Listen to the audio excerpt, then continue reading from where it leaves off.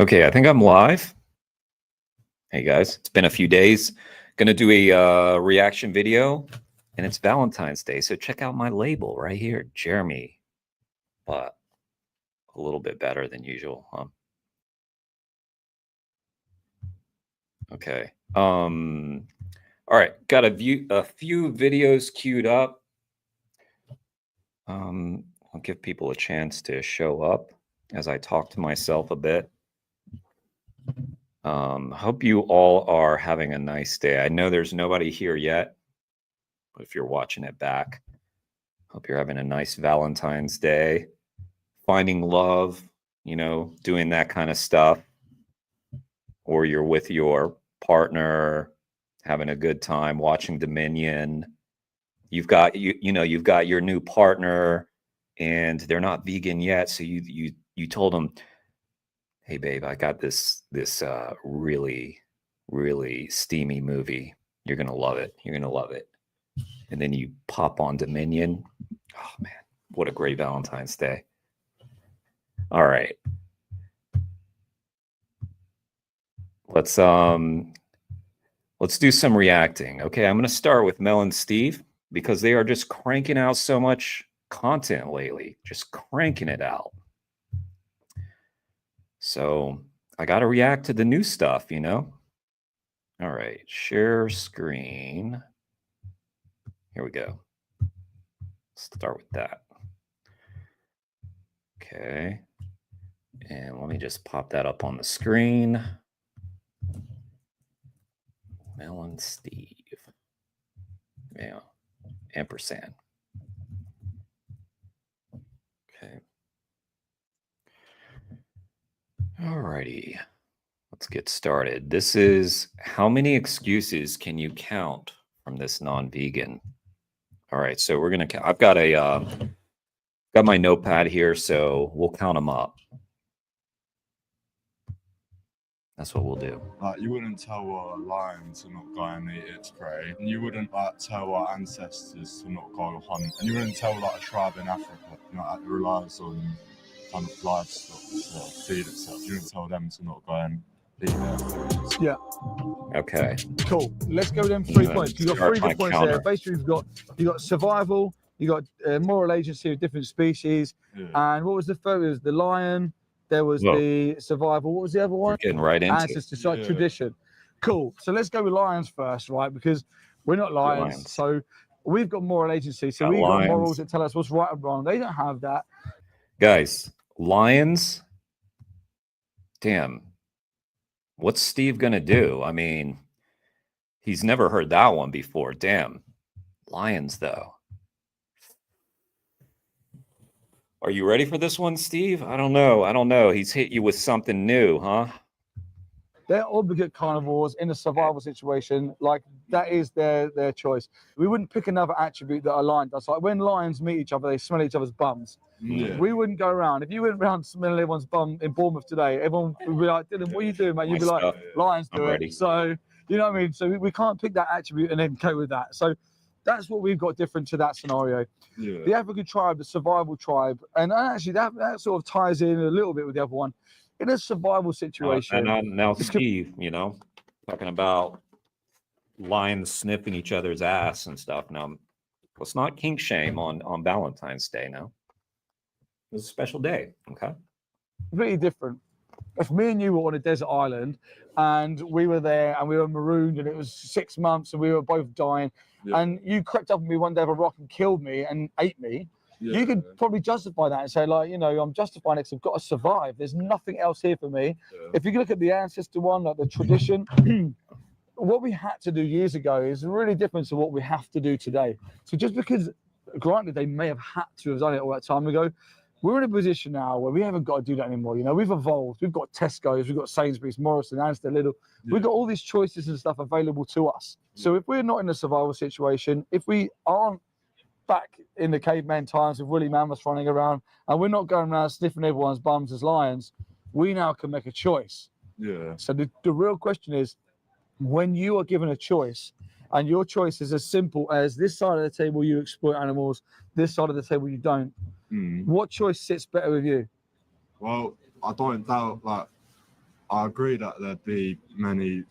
I'd say probably the majority of kind of meat that you're buying from the supermarket, the animals are kept in shit conditions. Yeah. Everyone knows they inject that meat with stuff like, if you actually like meat, you don't go and buy it from the supermarket. You go to the butcher to get your meat. So I don't see what the problem is if Must be so much better. if you're buying from a farm, like you're buying from where they're like free range. I don't see what the problem with that. Like I myself, I don't feel good if I don't eat meat with most meals. Like I don't feel like myself. I understand where you are, mate, because I was. He doesn't feel good. But why? Like, what are you doing? Like, have you done many meals where you didn't eat meat? And what did you replace the meat with? That might have something to do with it. You and me like 5-6 years ago, and I would have paid more for the free range. I paid more for the free range eggs, and I cared about how the animals were being looked after, right? It's also because a lot of the supermarkets, everyone knows they inject like all the meat with shit and all that. Yeah.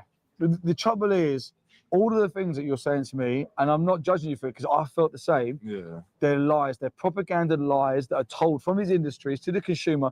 Because when you then go to the butchers and you buy half of an animal, you're not feeling too bad about it. You walk out there thinking, I need this to survive. I need my protein, and this animal was really looked after. The RSPCA stamp of approval is on here. The red tractor stamp of the red tractor and the RSPCA, so you know it's fine. You know it's all good, right?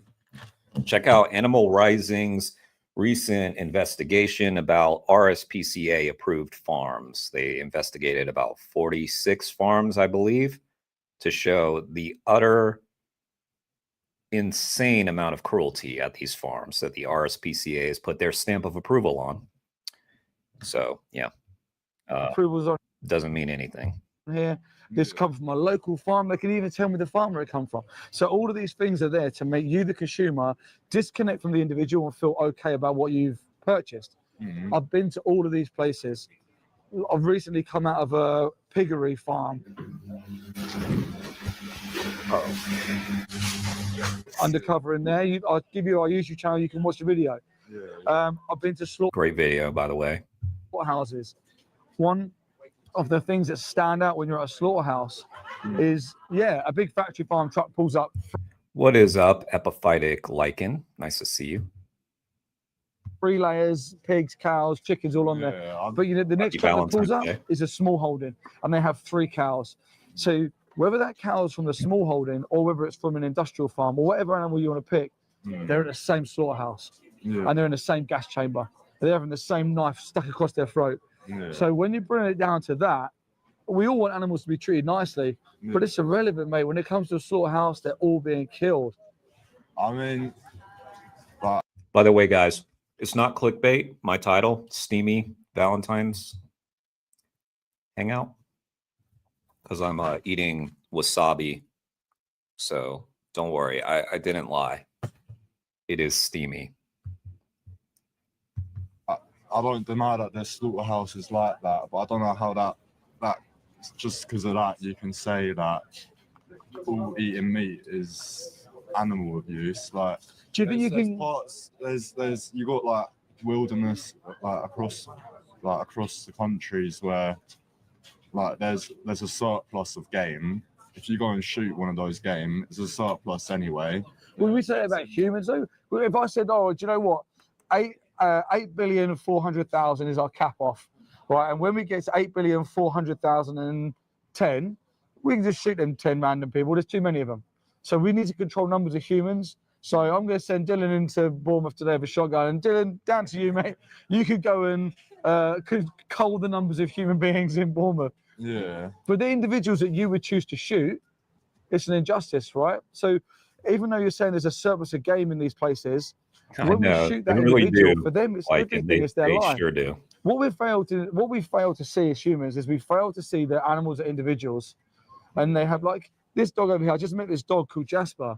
Jasper's deciding he wants to say hi to people. He wants to go and cuddle people. If he wasn't happy, he'd growl. Yeah. They're having a subjective experience. They're sentient. They have the ability to feel pain and fear and happiness. So does a chicken. So does a pig. So does a cow. So does. And like also, I like when people bring up the concept of consent as well, because like animals can consent and can not consent. So like, for instance, like, you know, animals like cowering in fear or growling, right? Or, you know, they're showing they do not consent, you know? And of course, the things that we're doing to animals in animal agriculture, they cannot consent to at all. But yeah, like you can just see that in a dog that you might hang out with, right? Like you can tell if they kind of like to be pet or not like to be pet. So yeah, I think that's also something that we could bring up more, I think, is just the concept of consent. Because people understand that and know what a violation of consent, what a violation that is. All the wild game. But look at these games. There's too many of them. Like they're invasive species. It's Because we we've removed the just did that. predators. Oh, We've shot the predators. We've controlled the environment so much for our personal gain that we've messed up these ecosystems. So now what the hell's predators happening? aren't there to control the. Are we watching the video in reverse? What the hell happened? Like he just addressed this. Numbers to do this. So, but then we can do it in different ways, right? You know, all the game and stuff is there because we're breeding them and putting them there to shoot them. Yeah. They're not just happening to turn up and be there. When you look at the population of deer or rabbits, and we're saying there's too many deer, the deer are wrecking everything. Well, you could just drop like pellets from the sky that are contraceptive pellets, so they eat the pellets and it prevents them from multiplying too much. There's so many different ways we can control numbers. How's that any better than just? Because you're not shooting them in the head. What's better? I can control the way you reproduce, or I could just shoot you. I mean, yeah, but I'm not an animal. Like, I mean, I am an animal. You're a human. I'm also like, I'm not an ecologist, so I don't know. But when people talk about animals being overpopulated, I don't even understand really what that means. Like, what does it mean? Forgive me if I'm ignorant about this, but if there are a lot of a species, I don't care. Like, we are the overpopulated ones. Like, it's their territory we are on. So yeah. I'll beg ignorance on that, though. Like, I'm sure there are cases sometimes where a species becomes so overpopulated that it has negative effects on members of the species or members of other species, sure, but that's what we are doing as humans. That's what we're doing. An animal. And in all the ways that matter, all the ways that morally matter, you matter the same as the chicken does, as the pig does, as the game does, as everyone else does. I'll be honest, I don't agree with that. Like, I'm a human. Other things like what? The rest of the animals. That's fine to disagree, but what? Yeah, but you could have been born as a chicken. Why can't people rationalize this? You could have been born in the body of a chicken and then be having a chicken experience. Like, this was sort of miraculous, right? Like, it was kind of random. Like, why can't you just see that the person that is inside of that chicken could be you? It could be the same consciousness, right? Why do you disagree? Like, what is the difference? Like, I'd say it just comes back to, I'll bring it back to the lion point. Mhm. The lion's gonna, like, a predator's always gonna. Yeah, I've heard about the wild pigs in the South. Yeah, in Texas, people talk about that. Wild pigs. Say it's a really big problem, right? I don't know. Like, what is the problem, though? There's too many of them. And that's like interfering in some way with humans' domination. I don't know. Kill their prey. Mhm. Humans have been killing animals since humans have been around. Mhm. I don't have any moral obligations towards animals. But we've gone back around in that loop. But my question now is, what is it about an animal that it's okay to do that to? Because if we wouldn't say it to humans, what is the moral difference between a human like you and an animal like a pig? What is the moral difference between you two? Well, humans are my species. Animals aren't my species. Right. So this is what's called speciesism. It's the same as racism. It's the same as homophobism. It's an injustice. You're being speciesist. You're saying, I'm a human, you're a pig. Might is right. I'm bigger than you. I can hurt you. Yeah. Therefore, I'm going to do it. But is that right? Yeah, I'll agree that I'll disagree with you there, mate. I don't think that's a thing. Like, Or you think that What? What do you mean? I'll disagree with you there. I don't think that's a thing. Well, what's not a thing? Speciesism isn't a thing? I don't get it.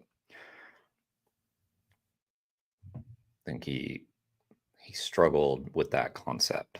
it's okay. So now then, let's say that an alien race comes down to Earth, and they're bigger and they're stronger than us, and all of a sudden they put us in the position of these animals, and these aliens go, just humans. I don't care if this guy's screaming for his life in a gas chamber. I don't care. yeah, As but aliens wouldn't be us. So obviously, we'd fight them and they'd fight back. Like, But these animals can't fight back. They do. They try and run. I've seen animals in all these situations, they try and run. I've seen cows going into knock boxes, kicking and screaming, being dragged in with electric prongs and being bashed forward with metal rods to go into a knock box to have a knife stuck in their throat. They really try and fight for their lives. I'm not disagreeing with you that there's very inhumane ways that corporations are But what is a humane dealing way? with the animals. What is the most humane way to kill? Let's pick an animal. Let's pick a chicken. What is the I think- best way I can kill a I think the chicken? most humane way would to be let the animal just live its life as it always has. You're not putting it in a cage, and then one day you kill it. Like, How? I mean, I don't know about. I know like a common method that my granddad likes hunting. He'd go out and hunt whatever, like with a rifle. I'm not an expert on ways to kill animals, and it is sad when you see the slaughterhouses.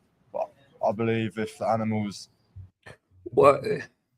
When people say it's sad to see the slaughterhouses, but they should have just ended the sentence before the but. It's sad to see slaughterhouses. End of sentence. We don't need more to that sentence. If you're adding more to that sentence, it's because you're trying to find excuses. have like their normal lives usually, like they're gonna get like deaths in nature are brutal.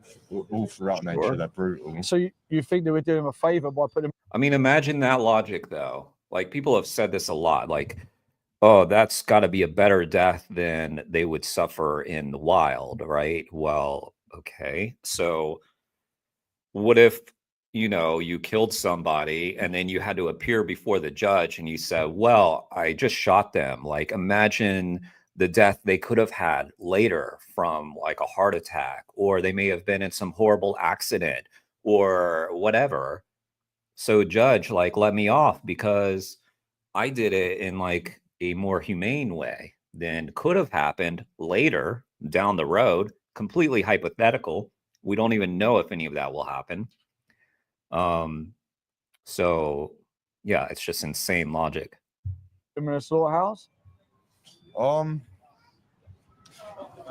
What's up, Kane? Good to see you. Nice to have you here. Mate, I can't like. I'd agree with you that, as I said, that there's ways that they're killed very inhumanely, but I'm not an expert on ways Let's to kill say- animals, so I can't comment on that. Let's see. Yeah, you don't have to be an expert.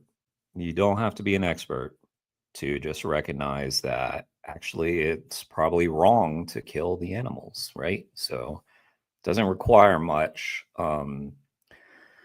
I think for me and for many others, it just sort of requires seeing it and understanding how insanely wrong it is. Because for some reason, like the concept of it wasn't enough for me. I had to like see it. Of course, no one really articulated the concept much to me. Like, actually, this is quite cruel. I don't even think I heard that. I'll give you even make up a fictional way. Like if you can make up any way. If Yeah. I said you make up a fictional way, but what is the most humane way to kill an animal? I'll just say one where the animal dies quickest as possible, to be honest. Just quick, like lights out. Doesn't feel anything. Lights out. Yeah, I mean, If that we would be did the that- most rational answer, wouldn't it? It'd be the Okay. one where it No dies. pain, no Yeah, pain, no yeah. fear. someone just walks up behind them, Well, lights out, it's they're like gone. if you were to die, as bad as it sounds, at the hands of someone else, you'd probably hope that it would happen as quickly as possible. Now, if we was to do it to a human, would that be okay? Since you're catching up, Kane, and you're watching it on like double speed, I'll talk slower so that it sounds normal when you listen to me. So, did that work better, Kane? Sorry. To kill another human? No, I don't think it's okay to kill other humans. In the same way that we kill the animals, so that like, they're not going to see us, they don't hear you coming. You just creep up behind someone, shoot them in the back of the head, whatever. They're here 1 minute, then it's lights out the next. Is that okay to do to another human? No, it's not okay to kill other humans. So why is it okay to kill animals? Mate, I mean, it goes back to the point that I think I'll establish that we disagree on. Well, no, because you just said that we're humans and they're animals. You didn't tell me I said, what's the moral difference? What is the attribute to you compared to the pig that is different? Like, what is the difference? Like the pig's not. Like, it's an animal. Like it's. We are animals, so yeah.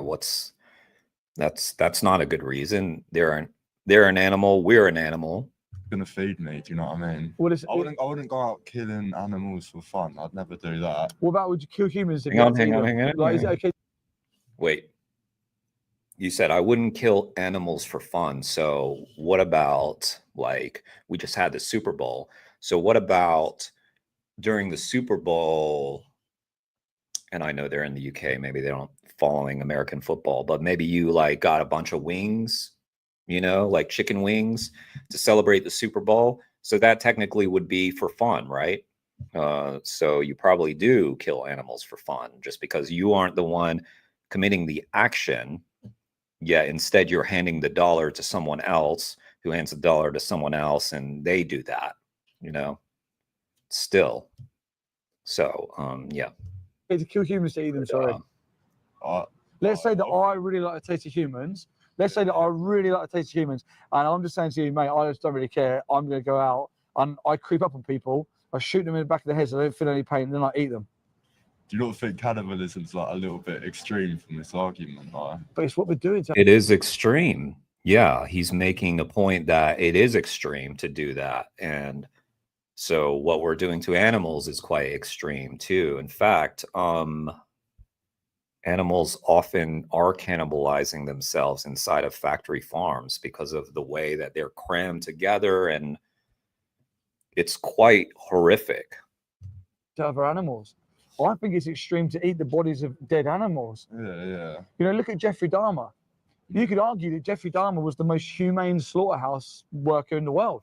He used to go out and drug people, take them home, they'd pass out, they would be unconscious, they wouldn't even know. True. They'd kill them and eat them.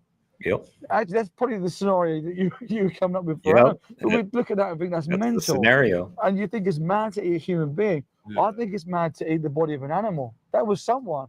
Yeah, but I don't think there's like a comparison there. Do you think animals are just traditionally always been like tradition? Oh wait, okay, sorry, I haven't been counting. We had lions.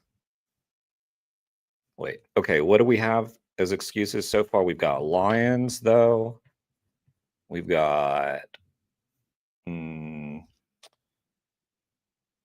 they're not human, so just blatant supremacy. That's another excuse. They're not humans. And what do we just hear? Sorry, my brain is gone. What do we just hear? I think there's like a comparison there. Do you think animals are just traditionally always been like tradition? I know you'll disagree with me. But we're back to tradition. Humans are omnivores, like biologically, humans are omnivores. We're used to eating meat and vegetables, like what we can get our hands on. So that's history. We're back to history. I've got 4 so far. Tradition. Am I missing any? Tradition and history. We already agreed that isn't biology as well, no? Well, it's biology as well. When you look at the science, and the science is saying that actually a whole food plant-based diet is optimal for humans. Does it say that though? Like, it's the Academy of Nutrition and Dietetics has stated that a whole food plant-based diet is optimal for all stages of life: pregnancy, infancy, old age. We've got people now who've been vegan decades. And they're Right. And look at Steve. Like he is not withering away. He's like a bodybuilder. I think he's doing fine. thriving. And I think Steve's been vegan for 3 years at least. That's my understanding. We know the science is there now. It's not questionable. We've got vegan Old doctors. tradition and Dr. Martin culture. Nagra, Yep. I mean, you can tell. We've got all Old these doctors that are tradition. coming out now with all the proof. We got people still alive from like 50 years ago who are vegan. We know that we can be vegan. But what we try and do is we get in the position where I think you are. I think that you care about animals, and I think you wouldn't like to see an animal being hurt. I'd never put an animal in pain for fun or nothing. I bet you if there was I reckon if there was a pig here and someone was trying to kill the pig, I feel like you would probably stand up and be like, "What are you doing?" and you'd probably stop it. Yeah, But I also feel like you're stuck with tradition and all the things that come with it, like the social pressure, tradition. It's not just social pressure though. Like I know I need like meat in most of my meals, at least 2 meals a day. Why? Need some meat. Otherwise, I don't. Oh yeah, I didn't get that one. I need meat because I don't feel good. feel myself. But what is it in the feel meat good. that you need? Like the protein, My the tummy fats. hurts. Like meat's one of the most dense. Like red meat, especially, is one of the most densest sources of vitamins and No. mineral. It is. One, Like, It's not. 2, 3, Have 4, you got 5, 6. Chronometer or MyFitnessPal on your? I can't count everything. I mean, like, unless we're counting like all his sentences, like I've got 6 excuses so far. Or, no, Fine. no. mate, next time you're up on there, or I haven't got mine with me. Yeah. If you want to look at high protein content food, look at things like tofu, look at things like seitan, look at The nuts. tofu's like processed. What you don't think that your red meat is? Not if it's like, What's not if it's what- correctly like sourced. It's what's not. scary about processing a soybean compared to a slaughterhouse and killing an animal, chopping their head off? Yeah.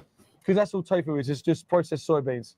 Yeah, well, mate, I'm not an expert on food either, but And this is by the way, I'm not judging you, and I'm not Yeah. trying to like be an idiot. But what I'm saying is, your lack of education on it is putting animals in slaughterhouses. Yeah. Because if you did the education and you learned about plant-based nutrition, you'd realize that you can optimize your health and then avoid putting animals in slaughterhouses. And again, you don't have to be an expert. I'm not an expert on anything. I would say you can't call me an expert on anything. But I know enough to know that it's wrong and we shouldn't do it because I wouldn't want it done to me. But you have to take the accountability yourself of doing that research rather than just staying in your lane and thinking, you know what, we've always done it. This is the way it happens. I'm just going to continue doing this for animals without actually looking outside the box and thinking, yeah, do you know what? Seeing animals in slaughterhouses upsets me. I don't like it. So I'm going to look at plant-based nutrition. But that's on you to do the research of that. Saying things like beef has got the most dense protein is wrong. It's not correct. Also, when you look at eating animals, you can bring in yourself heart disease, Alzheimer's, stroke, all the diabetes, all the stuff that comes with it. You know, so education is going to be key. But I think the most important thing to do is to keep your ethics in the forefront, at the front. Are you against animals being hurt and tortured? You said that you'd never hurt an animal if you didn't have to. I'm telling you, you don't have to. You got other ways. You can be anything you want: bodybuilder, powerlifter, triathlete, marathon runner, anything you want on a plant-based diet. You don't have to eat animals. Is that? And I mean, honestly, I would argue you probably have an advantage if you're plant-based, especially like for running. Like, you kidding me? Like getting all that stamina, that energy. Like, and I think people are confusing processed with food additives or something. Like, if you can't read the ingredients, then you shouldn't eat it. Yeah, there's just such a common, it's almost like memes going around, like when they show like the Beyond Burger and they list all the ingredients. Right? Like, this was like 2 years ago. I was seeing this going around all the time. It'd be like the Beyond Burger and the long list of ingredients. Oh my God, it's like plant shit, whatever, who cares? And then the next thing is like the beef, and it's just like one ingredient. Well, like, that's obviously oversimplifying because there's all kinds of stuff in the beef, right? And yeah, like, like they call these places processing plants also, like for meat. So I mean, animals are being killed and processed. You know, I don't, but it's been very effective. It seems to have been a very effective attack on plant-based alternatives, the meat alternatives. For some reason, it has really taken hold, and processed has become the dirty word, right? More than anything. And ironically, it stems from the findings that processed meat is one of the worst things that you can consume, which is like basically a carcinogen. Do you only eat animals for protein? Is that what it is? Yeah, animals are my main source of protein. Just for protein? I mean, eggs No, as well. Like, yeah, definitely. Do you know much about the egg industry? Can't say I know too much. Let me tell you something, because I didn't know. Mate, I was eating 30 eggs a day as a bodybuilder when I was competing. Jesus. Now, the egg industry is like the You know, honestly, I'm so glad that he stopped, but that was probably doing quite a bit of damage to him. So I'm really glad he stopped, and let's hope like the body can heal, you know, because that is just a shit ton of cholesterol, just a ton in eggs. dairy industry, right? These industries dress up the But injustice. I So will you say, don't think nothing's wrong. You think, I oh, used system. to also eat eggs just about every day. I would have like 2 eggs a day. Just got to the point when you were talking slowly. Nice. Egg, no one gets hurt. Yeah. The egg And then I industry stopped, starts from yeah. parenting sheds where they put males and females together to fertilize the eggs. The males climb all over the females, they kill them. The males are fighting with other males. You open a parenting shed, there's thousands of chickens, and there'll be 20% dead on the floor. It's a horrific place. This is where the fertilized eggs come from. Once the eggs are fertilized and they're hatched, they sex them. Why do you think they sex the eggs? I doubt he In the knows egg what industry. I don't think he knows what you mean when you say they sex the eggs. And he means they separate them by sex. Sex the eggs. And Yeah. Why do you think they have to Yeah. decide, oh, this is a male, oh, this is a female in the egg yeah, industry? the males you eat, and then the females so they can get more Nah. eggs. No? The females lay eggs, but the males in the egg industry don't lay eggs. They're a different breed of chicken to the ones that you eat. So what happens to these males, do you reckon? And you know what? Like right now in America, the big thing is price of eggs. Everybody is reporting on the price of eggs being so high. Nobody wants to report on the things the egg industry does, like macerating male baby chicks and deformed females and torturing chickens for their entire lives and making them lay eggs every single day when that's hard on the chickens' bodies, and cramming them into sheds or cages. And nobody wants to talk about that. They just want to report on the price of eggs and inflation, because that's easy for the media to cover. But actually going into some of these places and doing some documentation, or just pointing out some of the horrific things the egg industry does. Oh, that might cost you some viewers, right? Because they might write in, or readers, right? They might cancel their subscription. And don't tell me about my eggs. I literally read your newspaper while eating my sunny side up eggs. Man, journalists need to start journalisting. Not sure, man. They get put in what's called a macerator. It's like, you know, when you go to Tesco's and you put your shopping on the conveyor belt, they get chucked onto there and they drop into an open blender. The teeth are spinning around. So the males go into a blender on the first day. The females go off, and then they're exploited for their eggs. Around 18 months old, they'll be sent to a gas chamber because their egg. Kane, since you're in the UK, is it the same in the UK? I'm curious. Like right now, is it like the price of eggs is sky high? Does that happen in the UK too? Is that a hot topic? Because I know it's related to inflation and also the bird flu, which is spreading rapidly. It's spread to dairy cows. It's spread to humans. The bird flu is going wild. But luckily, in America, we have really responsible health officials on the job, and they'll protect us. Don't worry. Don't worry. We're safe, guys. It's fine. As they keep saying, no threat to humans. Guys, chill. Buy your eggs. Don't worry. They're on the job. Laying production slows down. Mm. So we think of an egg as an innocent byproduct, but it's not. Same as the dairy industry. The cows are raped, babies are taken, the boys are shot and killed. They're killed at 4 to 5 years old on average in the UK. So all of these products come with this injustice. Mm. So going back to, you have eggs and you have protein, eggs, and you eat animals for protein. Mm. Does that justify it, or do you think you can just get plant-based protein? Well, mate, I think like throughout our conversation, I've gathered obviously you have like quite like strong views and like quite like specific kind of examples. And I don't deny anything that you say about how these processes are happening for our foods that we get in the supermarkets. Yeah. And I do think it's wrong. Like I've seen like I haven't seen like in France, for example, like you see the big lorries with the cages and the chickens literally there, and then they die like drowning their own shit, whatever. Mhm. Happens in the UK.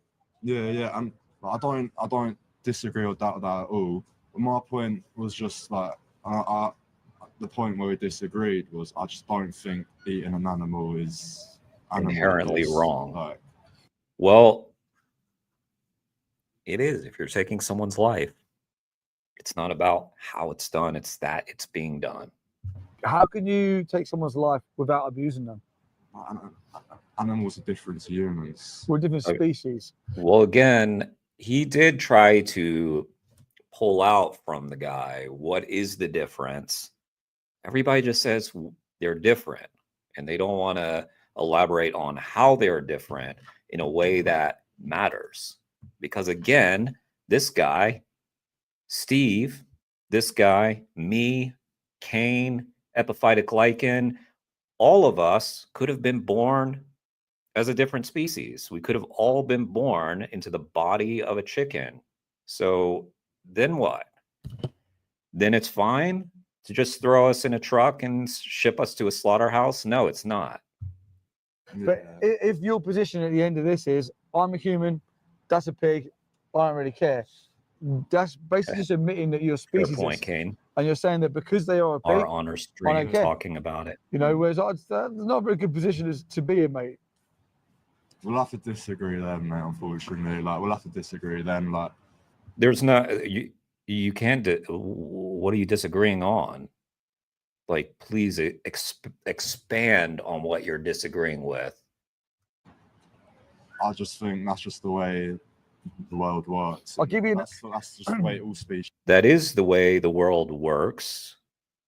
It's not the way the world should work. works. So, like, I'll give you surely then, by that definition, every species is speciesist. no, But then, how is not every species? because we're going back to a lion, which is an obligate carnivore. Yeah, well, first of all, like most animals, I believe, are not carnivores. Again, not a scientist, but there are plenty of herbivorous animals. So no, and then they're not. Never mind. Or in a survival situation. It's completely different to you. These animals don't have a choice. They have to do that. You have a choice. Remember before I said you got this table where you can exploit animals, or this table where you don't? If we got to Some carnists were complaining a couple years ago about the price of eggs. Yeah. They're all up in arms over here in America right now. But Trump promised that he would bring the price of eggs down. Now the price of eggs is skyrocketing. Oh man, it's almost like Trump was full of shit, huh? Who knew? Trump full of shit? Oh my God. Say it ain't so. They said some dairy cow vets were tested positive, asymptomatic. I think they had little or no contact with the animals. Yeah, I mean, it's hard to even keep track of the number of cases at this point because the reports are coming out sporadically, but I believe someone down in Louisiana contracted bird flu. Workers are starting to contract it. And this is what's being reported to us. Like, you know, people might be getting things and not knowing they have it. And of course, it's starting to spread around. And yeah, it's obviously a bigger problem than they want us to think because big money is on the line. So they're going to downplay it as long as they can until it becomes such a problem and people start dying that they have to do something about it. And what they'll do, as they're doing now, is killing entire flocks of birds on the farms and then taking all of our taxpayer money and giving it to the farms to kill those birds and making sure that they don't suffer any financial repercussions. They don't suffer any losses. No, we'll cover that. Don't worry, the taxpayers got you on that. It's fucking ridiculous. To the point where science and plant-based allowed us to make foods for every wild animal. Yeah. And it allowed us to feed these foods so no animal would ever have to be killed. Would you want to do that? Yeah, of course. Really? Yeah, what would you not? If we could say, like, let's give the lions lab-grown meat, and then the lions don't have to eat the zebra and disembowel them alive and kill them, and then we can then work on just creating an equilibrium where no one's killed. Yeah. Of course, I'd do that. Mate, Would you not do that? That would mess up the animals so badly. Would you not do that? DNA and life is revolved around hunting, and that's their whole life is revolved around. Their whole life is revolved around survival. Mm. But if you could give them the nutrients they need, Good point. then you've stopped animals eating other animals. You've stopped the violence in the wild. But we can't even really discuss what lions are eating when you're still going to put chickens and pigs and cows into slaughterhouses. Like you got to take personal accountability for you. We can't deflect it to the lions. This is about you and what decisions you're going to make. And just by admitting that you're a speciesist isn't a good thing. That's like you sitting here talking to me about racism and me being like, yeah, I understand what you're saying, mate, but they're just Chinese people. I don't really care. I'm just going to still be like racist towards Chinese people. You look at me and think, all right, well, that's you. Like, there's going to be. I don't think we could compare that to racism. What's the difference? Yeah, we can. We can compare that. Why do people have trouble making this? It's really weird, isn't it, guys? Like, I don't know what. It's not hard to make.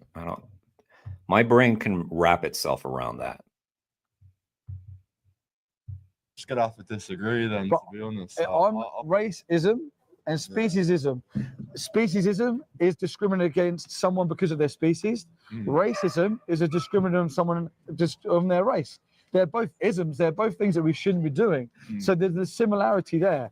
But if you were talking to me about I shouldn't be racist, and I said, yeah, they're just Chinese, I don't really care. You'd be looking at me and think, all right, mate, you're in that small percentage of people who are just okay with being racist. Same as maybe I've got to look at you and say, all right, mate, Dylan's in the small percentage of people who want to be speciesist. You got no empathy towards the animals, and you're quite happy to continue to exploit them. I'm gonna have to disagree with you, mate, on this. No worries, mate. Have you got YouTube? Yeah, I do, mate. Check out a documentary called Dominion. Dominion.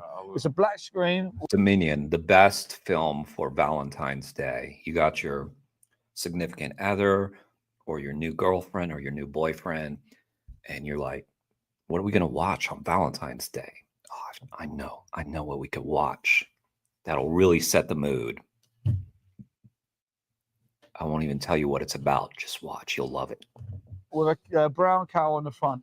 Watch Dominion. It'll be a tough watch, but I challenge you to press it and then let it play. Yeah. And It's and a rom-com.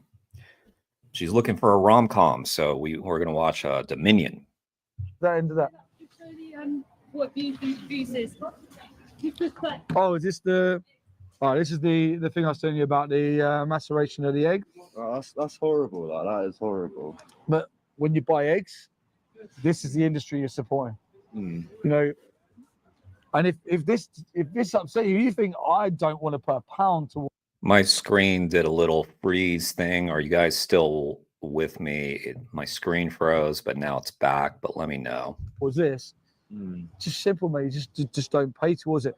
All these systems that we're talking about, they're supply and demand systems. The only reason why these chicks are being put in here is because people are buying eggs. Free range, organic. These are the males. This is the best of the best, by the way. Like, all of them go here. People don't see this. You know, we just look at the tradition. We look at what parents have told us. We look at what grandparents have told us. We never see this. But if people will see it and understand this is where they sex the man and female, then you can make an informed decision, mate. Yeah. But yeah, watch Dominion. Watch it all the way through, and you're going to see exactly what happens to animals. Then that might change your mind a little bit when you actually see it. We've been to slaughterhouses. I've been inside farms, and I've seen animals. I've seen pigs in farrowing crates. Maybe 3 months ago, I was stood in a farm, 2 in the morning, next to this mum looking at me with dead babies all around, being eaten by rats. And people don't see that side of it. You know, we see what the industries want you to see. You go in, you see happy cows, you see happy eggs, free range, organic, and we're fed this lie. You know, but it's not fair on them because. But mate, I'll agree with you on that. Like, these large corporations abusing animals in the same way they abuse so many. Large corporations are made up of people. That is just people. That's what people do to animals. It doesn't matter if it's a large corporation or a small little family farm. They are made up of people. So this is not what corporations do. This is what people do to animals. Things in this world, and I think we can agree on that. Yeah. Listen, I'm gonna head off now. Nice, Dylan. It's been a nice chat to you, mate. Dylan, that wasn't a bad conversation. Honestly, I do think that that guy was pretty honest. I feel like, you know, anytime like someone's like engaging honestly, you know, got to give him props a little bit, right? I mean, he had a lot of excuses, but I do think that this is kind of one of those conversations that it stays with somebody, right? It's got to. Like, when you ever like on a, you know, interviewing with someone on the street, and then you're on YouTube all of a sudden, and people, your friends, are going to see that video, he's going to look back at it and it's going to make him think. That's what I think anyway. I think he'll think. Anyway. All right. Great video, Mel and Steve. And God, I love Mel and Steve. They're doing such great work. There is the link to that video. Oh, you got a weak internet, huh, Kane? Gotcha. Okay, no worries. Well, I'm glad you're here right now because I want to react to this other video that somebody sent me. Might have been you, Kane. Might have been you. Okay, let's take a look at this video. So Kane sent me this video, and let's react to it. Threatened, attacked, and unlawfully arrested. Fox hunters and corrupt police exposed. And this is, by the way, what's the name? 269 Gem. Let me put that up. Okay. 269 Gem. Okay, let's do that. Show. Okay. So everybody go sub to Mel and Steve, sub to Kane Defends Animals, and this channel, of course, as well. By this channel, I mean 269 Gem, and my channel. If you feel compelled on the, you know, that's an act of love. It's Valentine's Day. You know what would be a great Valentine's Day gift is if you sub to my channel and hit that like button. Then we're having a good Valentine's Day. Hi guys, and Happy New Year to you all. Apologies for not posting much recently. I've got back-to-back trials and hearings throughout this month and have been doing a bit of prep for those, as well as trying to get some downtime over the festive period. In this video, I'm going to document my attack by hunt scum and unlawful arrest at the hands of Sussex Filth on Boxing Day and play you some of the footage that I have so far. This happened during the Boxing Day hunt protest in Lewes. As many of you will know, hunting wild animals with dogs was banned by the, albeit poorly written, loophole-ridden Hunting Act 2004, and 2 decades later, at least 79% of the British public believe the ban should be upheld. Ricky Gervais, he's always dropping some truth bombs on the public. I love it. Fox hunting is sheer barbaric, psychopathic cruelty. I don't understand why loads of inbreds get the fucking horn when they see a fox cowering in fear. Yeah. Yet fox hunters continue unabated, driven by a perverse, insatiable need to inflict terror and suffering on others. There's a well-established link between those who enjoy tormenting and harming animals and those who enjoy doing the same to humans. Let me read. Nearly 1,400 incidents comprising 526 reports of suspected illegal hunting and 870 reports of hunt havoc were recorded in the league's end of hunting season report covering November 2023 to March 2024. It's a huge increase on the 982 incidents recorded during the same period the season before. Okay, so it's getting worse. That's not good. Emma Judd, the league's head of campaign, said what these figures show is that hunts are unashamedly ignoring the law, where they are seen chasing or killing foxes, or even being in places like major roads, railways, or private property where pre-laid trails simply can't be. It's clear only stronger laws will deter the hunts, or at least allow the police to properly enforce it. Oh, I'm sure they'll properly enforce that. Yeah. Many well-known serial killers and psychopaths had a history of animal abuse, and it's hardly surprising given the mentality of such people. I could write an essay on the deep-seated insecurities, sexual deviancy, existential fear, and resulting, quite pathetic, need to assert power over others that fuels the absurdly barbaric pursuit of fox hunting. But Facts. any rational person can see for themselves what kind Speak of the primitive, truth. lowbrow subhumans take enjoyment from torture. And if not, the footage you'll see shortly will make it perfectly clear the level of degeneracy and intellectual deficiency that I'm talking about. These cowardly wildlife terrorizers use trail hunting as a smokescreen for their illegal activities, claiming to lay a scent for the dogs to follow, but this is total bollocks. Hunt subs frequently document the hounds chasing live quarry, tearing through dense areas of foliage where it would be impossible to lay a trail, and the presence of terrier men. Terrier men are the brainless knuckle draggers seen riding around on quad bikes with metal boxes crammed full of terriers, and their purpose is to block or stop up the entrances to fox dens before. I'm learning a lot because this is not something I know about. Stabs film Terrier man of 30 years, Paul O'Shea, torturing a fox with a pitchfork. These freaks and misfits get off on inflicting as much pain and fear as possible. And unfathomable acts such as this are standard, I believe. Oh, it's blocked off for me. Standard in the world of hunting. Yeah. This is grim.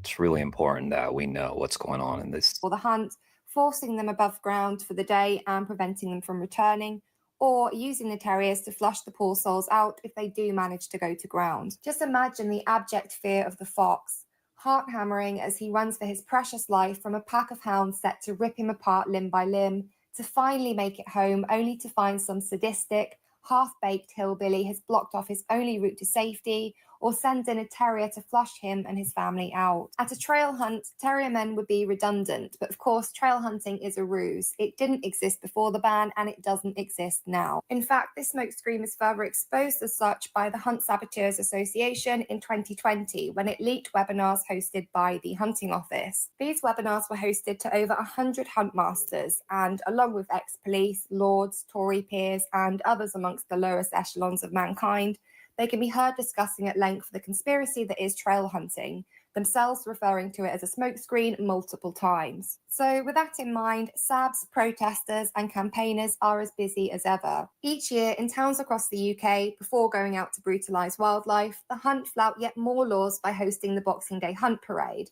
where they take it upon themselves to close roads regardless of whether or not the council approve it. Hey, Kane, you're here, right? What is Boxing Day? Because we don't know about that in America.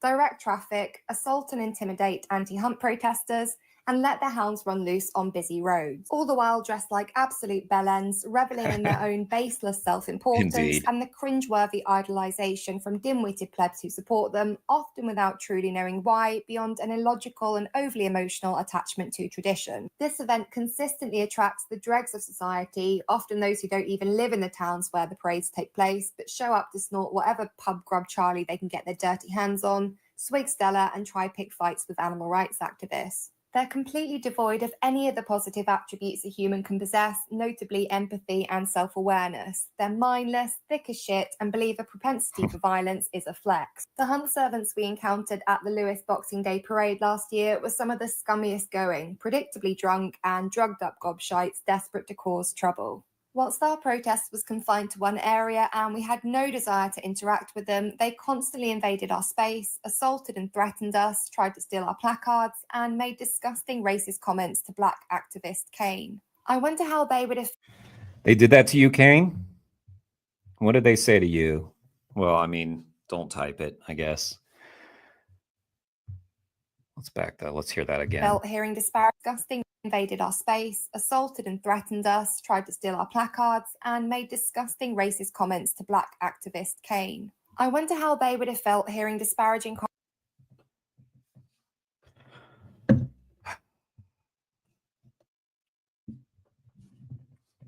Yeah.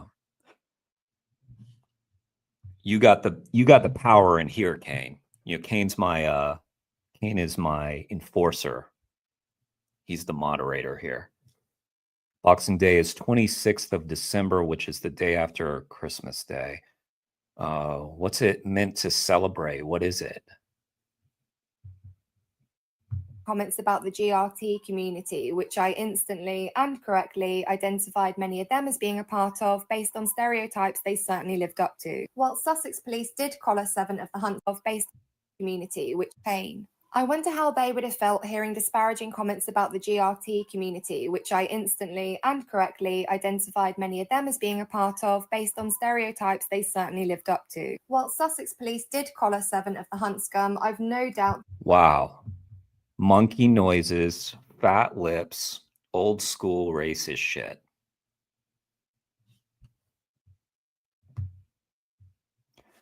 That's what they did to Kane Defends Animals. Yeah.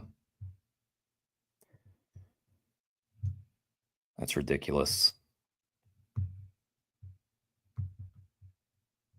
That if it was us carrying on the way they did, the number of arrests would have been far higher. Police are typically very pro-hunting and often partake in it themselves. Also, a review into the behavior of Warwickshire police and its policing of fox hunting is underway, but pro-wildlife campaigners already have little confidence in the process, particularly because it has been commissioned by pro-hunting police and crime commissioner Philip Sicombe. Great. Yeah.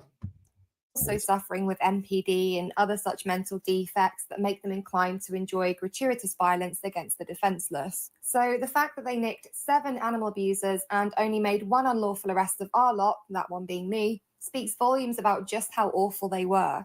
One pro-hunt woman that I now know to be Amanda Moore took issue with me for filming her. Not that I specifically was, but she clearly has a bad case of main character syndrome and went for me in full view of the police.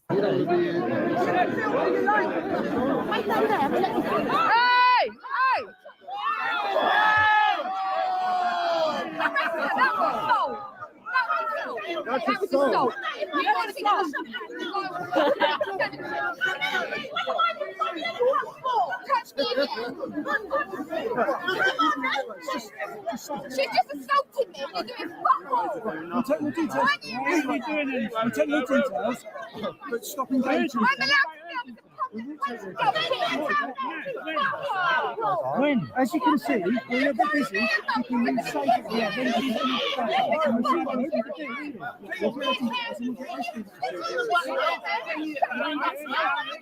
I think we need to. We can't because where we're going to go, we're surrounded.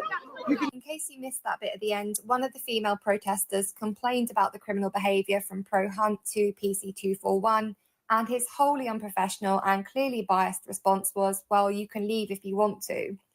Let me go back. I want to see what happened at the very beginning of the video.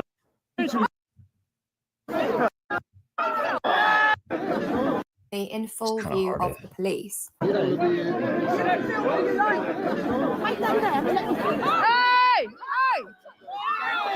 Oh, wow. So we couldn't see the initial thing, but you can see her. You see her walking up to her.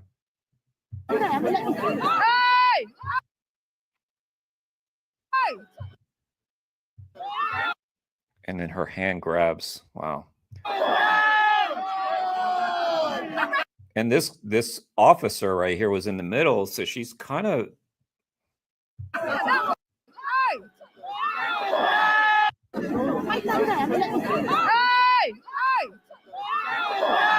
Wow, she like lunged and kind of got the officer there.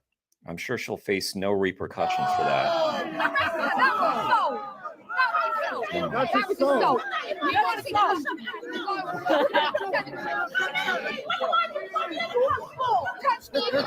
Skip forward. About the criminal behaviour by assault me several times here. Leave if you want to. 241 witness Amanda assault me several times here, trying to go for me, and then again when she tried to grab my phone. Look at that shot. They look the same, don't they? Birds of a feather, huh? After police had warned her. This will become more relevant later when we come to why I was arrested. Notice as well that the police were only interested in obtaining our details rather than pursuing action against the aggressors. If the police had arrested Amanda there and then for the blatant offence, it would have prevented further trouble and multiple arrests down the line. But of course, foresight is something that the police don't really have. In an attempt to make her unhinged and unprovoked violence appear justified and even honourable, Amanda claimed in a subsequent Facebook Not how to wanted to spend Boxing Day stuck in a cell, never going Boxing Day hunt again. Well, that was a very intelligent sounding Facebook post. post that she went for me in objection to how I spoke to an older Please share, lol. She actually was disgusting, and the thing she was saying to an older man was so disrespectful. That how it got all started. Send me the link of you crime. Yeah, this sounds about as intelligent as I expected. man, one she neglected to mention stood toe-to-toe with me in a hostile and threatening manner. But as you saw in the video, it was my filming of the crowd with her in it that was the catalyst for her bizarrely aggressive behaviour. Once the parade had finished, we had no reason to remain among the crowds of Malzoans and decided to head back to our cars, which were all parked in the same area. By this point, we were surrounded by pissed up, drugged up hunt servants and completely outnumbered. They were clucking for a fight, and mostly larger men who didn't seem bothered by the fact their target group was peaceful people consisting mainly of women who just wanted to go home. They began following us, continuing to issue threats, make racist remarks and salacious comments. By the way, just a quick thank you, Kane, for being there and standing up for these animals and for your fellow activists. And yeah. And this one kicked my heels multiple times as he walked behind me. Their intentions were so obvious that the police felt it necessary to walk with us to prevent escalating violence. We reached Brooks Road, an area close to where our cars were dotted around, and regrouped to ensure everyone was accounted for and could get away safely, as some people were travelling alone, others by public transport, etc. And the louts were still hanging around, hoping to get Sabs and protesters on their own. Amanda, obviously... Kane, you had mentioned also that you had your camera broken. Was that at this event? Feeling she had some kind of point to prove, was there with her chavvy-looking daughter, who I now know to be Pashi Rosemore, and trying to get a reaction. They kept asking me if I wanted to stroke Amanda's fur coat. Obviously, this is demonstrative of how repulsive they are. They pay for animals to be electrocuted and skinned alive, and then use that fact to taunt someone with enough morality and basic decency to care about those animals. But the questionable way they phrased it and their pitiful desperation to provoke a reaction in one last-ditch attempt to inject some drama into their one-dimensional lives just made me laugh at them. Once we were sure everyone was sorted, those of us travelling in Jam's car decided to make our way over to it. As I moved off, I put my phone in my pocket, not wanting it to get damaged if we did end up having to defend ourselves. I walked past Pashi and Amanda without saying a word, and that's when Pashi, clearly disappointed her attempts at provocation hadn't worked, and with an obvious lack of impulse control, grabbed hold of my right arm and tried to yank my face covering over my head. Seizing her moment to get some much-needed excitement, Amanda... Yeah. Don't put your hands on people, regardless of whether you disagree with them, whether they're protesting.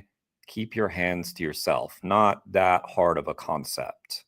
But again, consent is an issue for some of these people as they are hurting animals. Obviously, my camera was broken the next day at a different protest. Gotcha. Oh, Rabbit, sorry, I missed your comment. Let me make sure I'm not missing comments. Been lurking a bit. Can't view right now. I'll leave it play and review later upon my return. Oh, okay. Thank you, Rabbit. Appreciate that. do what you got to do. You're not obligated to be here. Well, maybe you are. Maybe I should change. Yeah, people here, you got to stay. Sorry. No, it's Valentine's Day and all. People might be calling you. You might have things to do, but look, this, you got to stay. I'm just messing with y'all. Hope you guys are having a good day so far. Happy Valentine's Day. I told y'all it was a steamy stream. What, didn't I? Got my wasabi, so I didn't lie. Who I wasn't too surprised to later learn is Pashi's mother, immediately joined in, ripping off my baseball cap and grabbing me by the hair. It took me by surprise, as I thought they would at least wait until we were out of sight of the police before getting their next fix of mindless violence, but they clearly have no self-control and were totally unbothered by the fact that Pashi's baby daughter was right next to them in a pram. Absolutely unbelievable. The baby's father, clearly having the parental instincts that Pashi lacks, jumped straight in to move the pram out of the way, preventing what could have resulted in serious harm to the poor kid. It just beggars belief that women would behave this way in front of their child and grandchild and show such a total lack of concern for her welfare. In self-defense and with reasonable force, I grabbed hold of Amanda's hair and struck her to create some distance, Pashi having already been pulled off me by the police, who quickly stepped in to get hold of Amanda too. Amanda and Pashi were immediately cuffed and arrested, whilst I was herded into a nearby bus shelter, unsurprisingly furious at being attacked for absolutely no reason by a couple of oxygen thieves. And then I did something incredibly stupid and against my better judgment. I would like to excuse this with the fact that I was hungover and had had around 2 hours sleep, and I do not function well without sleep. But mostly I just allowed my anger to cloud my thinking. The police, who obviously witnessed what had happened, asked if I'd be prepared to give an MG11 statement. After a lot of deliberation and reluctance, I experienced a momentary loss of sanity and provided them with my name, date of birth and email address in the stupid belief that for once they might actually investigate the offence, and thinking that refusing might give them an excuse to de-arrest Amanda and Pashi. Feeling pretty rough from the lack of sleep and Christmas drinking, I just wanted to go home and chill, and so I agreed that I would complete the statement with the bent bastard bobbies on the phone later in the day. But first I wanted to get footage of Pashi, as at the time I didn't know who she was, I had no recordings of her, and I wanted to make sure that she was ID'd. Because I couldn't see from my vantage point, I also wanted to ensure that she'd been arrested, which I later found out she was. But the constables had me trapped in the bus shelter, physically blocking my exit, first under the pretense of wanting to take my statement, and then because they claimed to suspect that I was going to attack the women who'd gone for me, which I told them I had no intention of doing, aware it would leave me liable to arrest. I told the horrible constables that I just wanted to go home, but they wouldn't budge. So I asked PC 763 Holmes of Eastbourne Nick if I was being detained, and if so, under what power. And to my incredulity, he replied, common law. Just staggering ignorance about such a... Okay, so she was saying like it was a big mistake to give them my name and all that information, which, you know, depending on the jurisdiction, to my understanding, there are times, so this is the UK, so it can be different in America. So it's very helpful to know the laws that you're dealing with, obviously, which, you know, we all could do better of in that. But yeah, I do think depending on where you are in America, if the police are asking you for your name, don't quote me on this, but I believe that there are instances where you may have to, if you're being detained. And that may be the only thing that you need to do. But advisable to just say nothing, right? As little as possible. Happy Valentine's Day, Jade. Nice to see you. Epiphytic lichen, they are the worst carnus I have ever dealt with. Oh, yeah. Oh, sorry. I'm blanking too. I'm not hungover, but I kind of feel like it. Yeah, this is wild. This is a wild video. Fundamental element of his own job and the law he so undeservedly has the authority to enforce. Common law. Oh, everybody go check out Jade for Justice's channel as well. We reacted to Jade the other day. Great video. Great several videos, actually. Often referred to as judge-made law is just law based on legal precedent / case law as opposed to statutes and codes. Holmes didn't even know that he needed a lawful basis to detain me, never mind what that basis was. This is what happens when the weak, apathetic public allow these tyrants to abuse their authority as a matter of course. The police are so used to going unchallenged that they don't even need to understand the powers they use because they know the masses will blindly obey.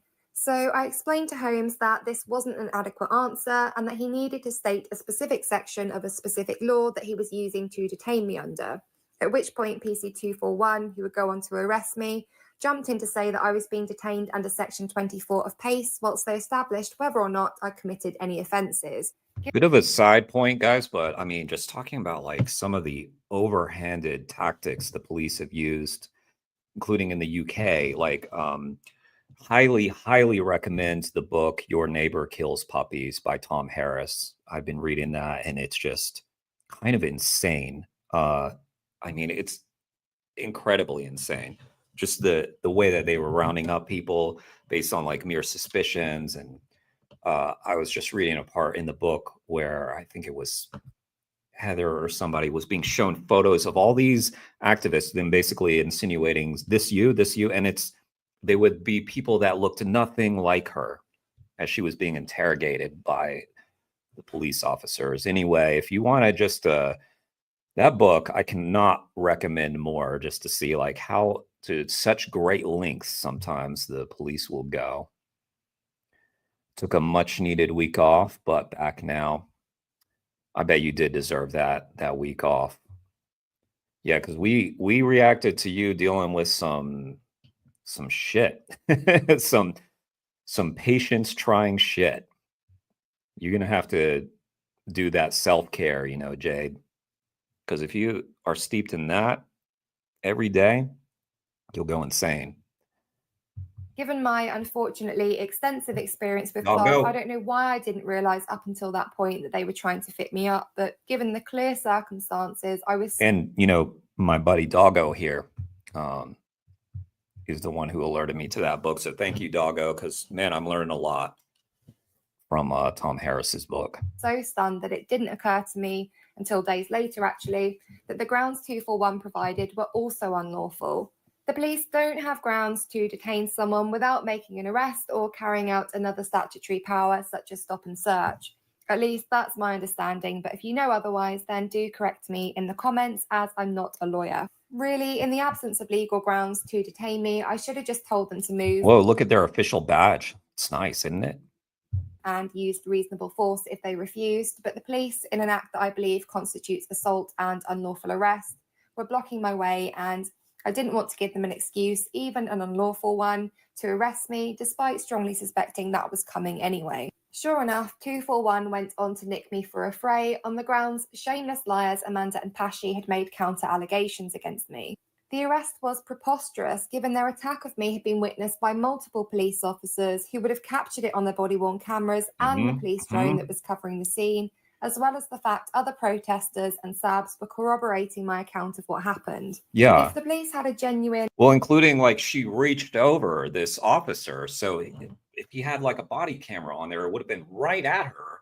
So yeah, they need to release that footage, I think. And reasonable suspicion that I'd committed an offence, how is it that they immediately arrested Amanda and Pashy whilst treating me as a victim and asking to take an MG11? This clearly demonstrates they'd seen what happened. Furthermore, I'd already preemptively negated every necessity for arrest. I'd offered to come in for a voluntary interview, they had my details, and despite them claiming my no fixed abode was an issue, they could have easily verified my claim that I've never once, in the 30 plus times I've been arrested and or dragged to court, failed to attend a bail return or court appearance, aside from the one. 30 plus times arrested. Damn. She is a badass, because this would deter most people, right? Well, a lot of people. Although, you know, you start getting arrested and you're like, okay, now I know how this works. But yeah, What a hero for the animals, On huh? occasion, the dumb twats forgot to notify me, nor have I ever refused a voluntary interview. Yet, regrettably for me and them, I was taken to Eastbourne Nick and detained at their shitty hotel for 8 hours. When booked in, I told the custody sergeant that I wanted to make representations about the lawfulness of my detention before he authorised it, but he denied me the chance, immediately authorising my unlawful detention after my arresting officer gave brief details of the circumstances, omitting the fact that I'd been attacked and there was inevitably police footage to prove that I committed no offences. A custody sergeant is responsible for ensuring detention at a police station is lawful, and he took no steps to do so. After many hours in the cell, so much for prompt and effective, I was interviewed. Despite her best efforts, my solicitor wasn't able to secure representation and couldn't attend herself as she was elsewhere in the country. So I agreed to attend the interview unrepresented and with a pre-written statement. I'd only been writing the statement for maybe a minute or so before a member of police staff came to collect me, so I continued scrawling away as we sat down in the interview room. She waited patiently for me to finish writing, whilst I waited for the interviewing officers to show up. After about 10 minutes, it dawned on me that she was the one who'd be conducting the interview, as used to it being 2 coppers, I'd forgotten that police staff sometimes do it instead. Obviously not wanting to delay my release by even a minute, I told her that I'd read what I'd written so far and then finish the rest ad lib. It's easy not to drop yourself in it when you're aware of police interview tactics and have nothing at all to hide. I could sense she knew that I was telling the truth, and the interview was very short.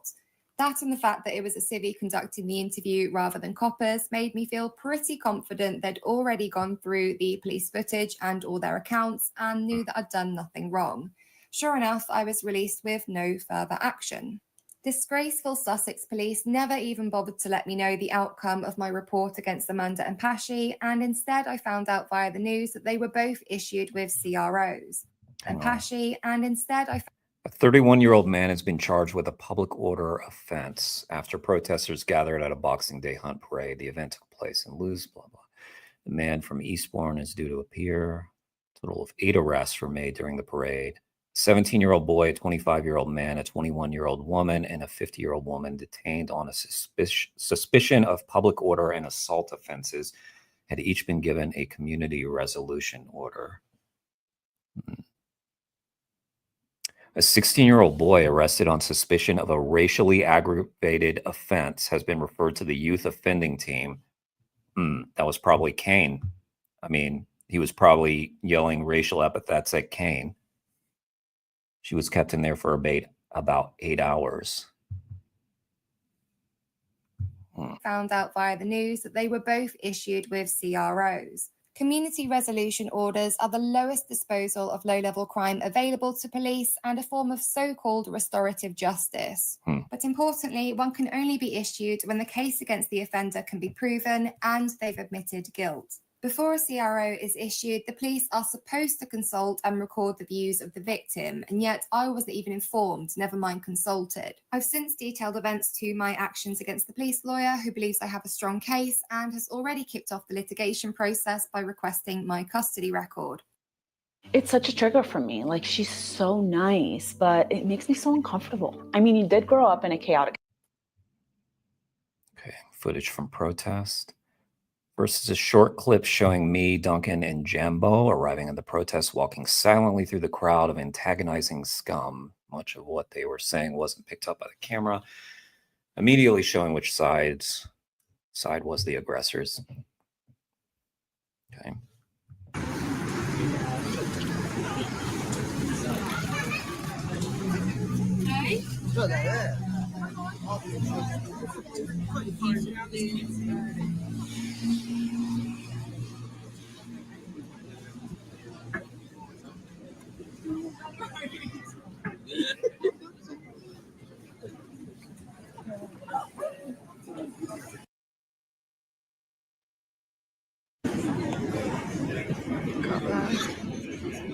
PLOs.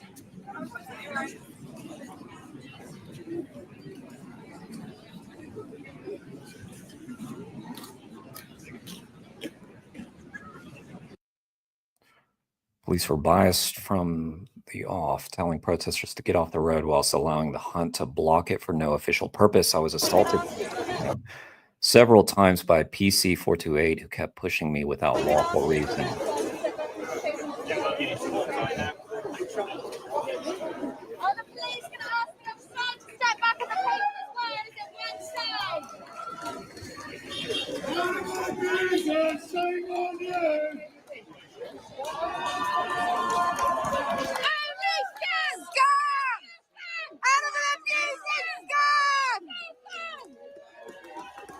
Boo. Oh, man. Don't put your fucking hands on me, you cunt! Get your fucking hands! Do not touch me again! Get your fucking hands off me! Shame on you! Tell them to get off the fucking road, you cunt! Shame on you! God, look at this. Like, it's just so cringe, isn't it? This whole display. Didn't take long for the thugs to start attacking protesters. One of them was arrested and I followed to film. The PLO I pointed out earlier grabbed and pushed me, then threatened me with arrest for obstruct. Her colleague then made another unlawful threat of arrest for public order when I reacted to the assault and threats. No injustice lasts forever is here, guys. NILF. Guys, try to, be chill. A NILF is here, okay? We all gotta be calm. Kane is a victim. One of them was arrested for racist comments. Riding horses is cringe, doubly so riding them on pavement. Yeah, and this really, it's it just looks like privilege, and it's such a weird look. It's just, I don't know,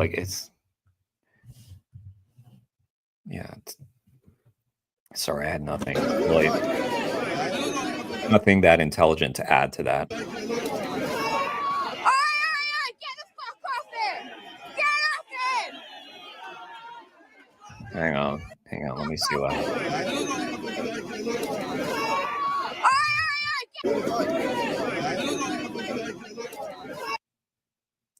So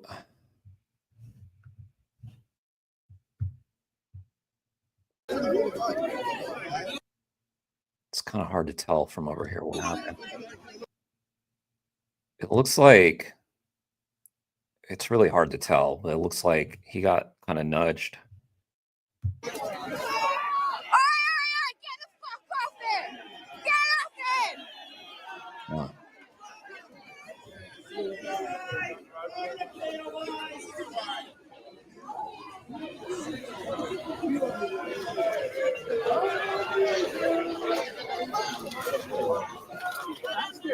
Get the fuck off me! Don't put your fucking hand. Don't keep that. I've got the right to film. Who the fuck do you think you are? Give me your collar. It's Echo Bravo 132. Yeah, where are you based out of? Where are you based out You of? can get arrested for obstruct, please. I'm not obstructing anything, am I? I'm filming. I'm filming. Shut your fucking mouth. I'm filming. I'm filming. I'm allowed to. I can speak to you how I want. I never said you're not allowed to film. Well, don't touch me there. Get your hand off me. She's tough, isn't she? Damn.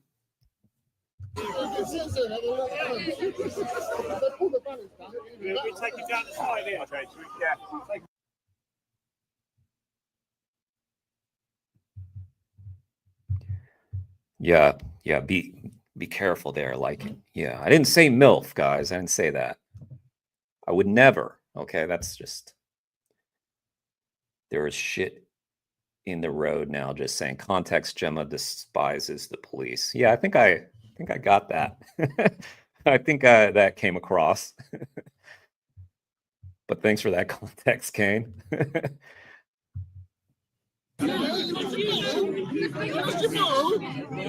are you talking about? Vote for what?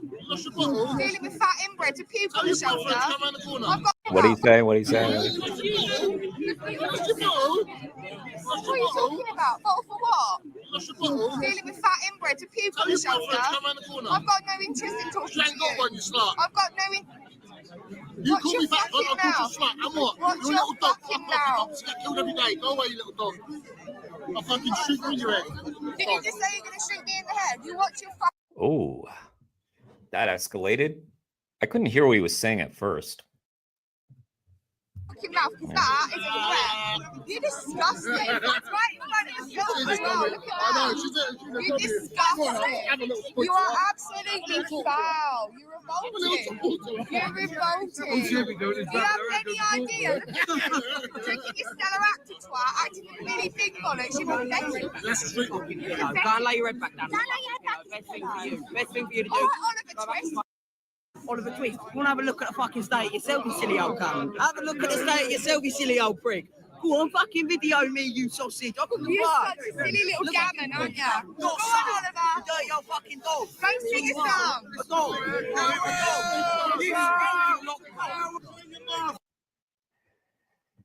Oh man, this one's entertaining. Thank you, Kane. This is I realize serious things happen here, but damn, like this is entertaining, like to watch, isn't it? Nilf, I just got okay, gotcha. You're a mouth.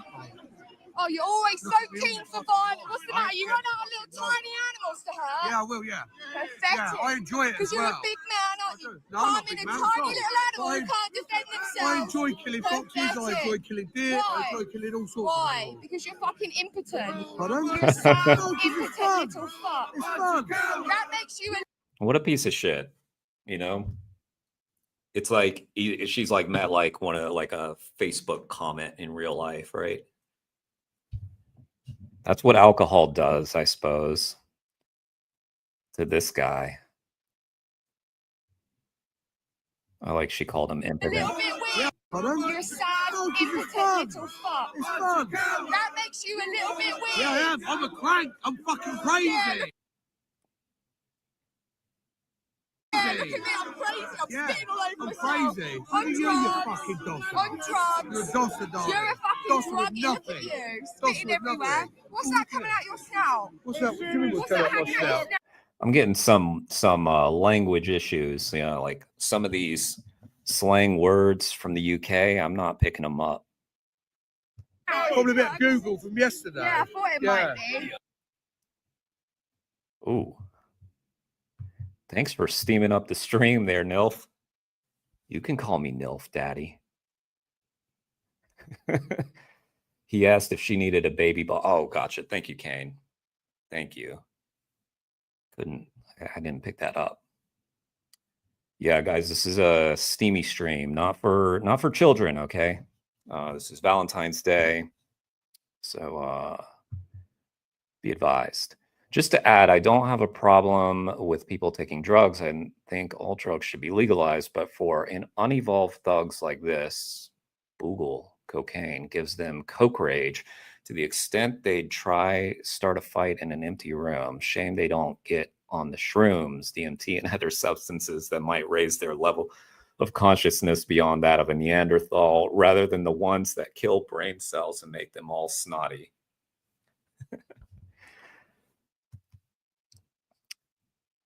Nothing I need to add to that. Well said. All keyed up, aren't you? Ready to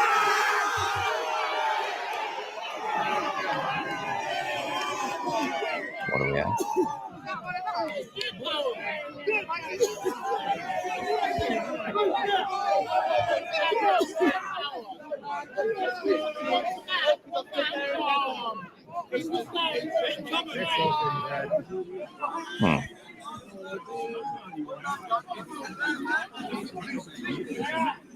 Don't go anywhere. Speak to an officer in your community. I don't really give a fuck.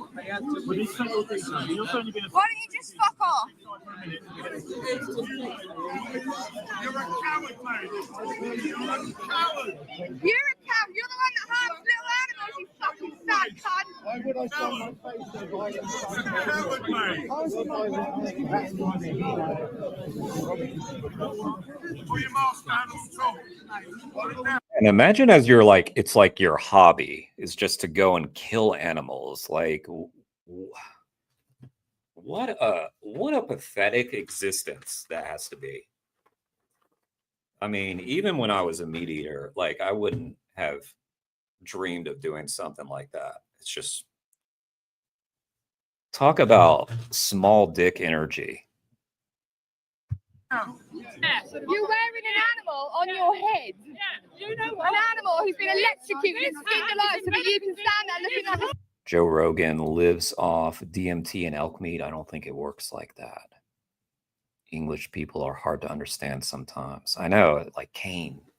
I'm just small heart energy. That's right, Jay.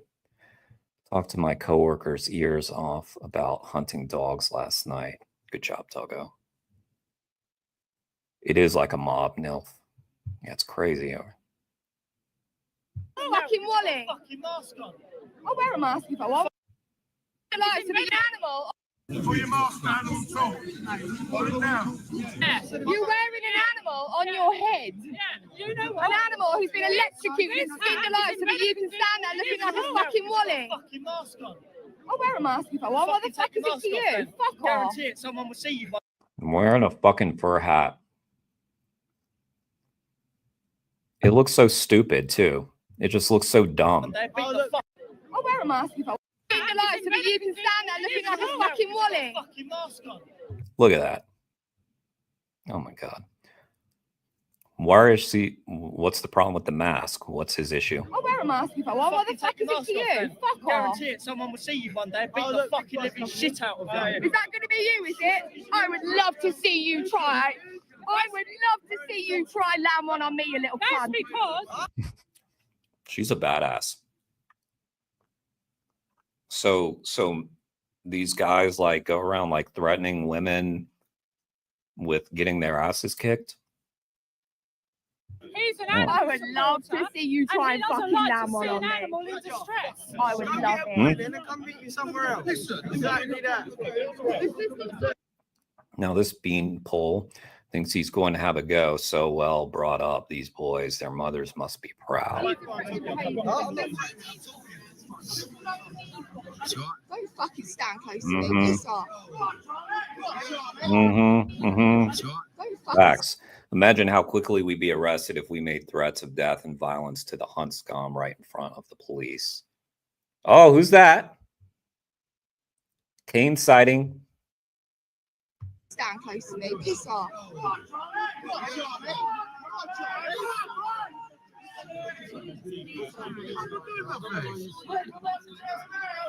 I think you're in the wrong place, buddy. I think you're in the wrong place. I think you're in the wrong place. Am I in the wrong place? I think you might be, yeah. I don't think I am. Your breath smells like shit. Does it? What's that? You got a fucking mask on. You don't brush your lay fucking off teeth, do the you? packet. Yeah? Lay off the packet, you fucking stink. Push her away from me. He was about to say something, but that burn shut her down, huh? You came over here, back the fuck up. What? Because what? Because you're backing all of those little scumbags up and you don't fucking run. Listen to you. I'll talk to you. Yeah. Right. Stop shouting at me and listen to me when I'm talking to you, all right? Because I can't make myself heard to you when you're shouting at me. Yeah, fine. I didn't catch it on camera, but just before the next clip, Ben was making a slew of racist remarks to Kane. That's our Kane. Yeah, you don't want to get into a fight with Gemma. They fucked with Kane, people.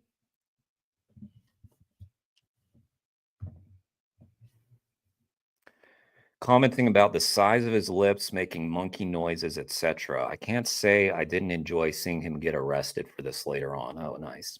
But wanted to add that I believe fully in freedom of speech. I don't think insulting language should ever be treated as a criminal offense. Yeah, true. But fuck him. Was that so Ben that we said? Hang on. Did she? Was that Beanpole? I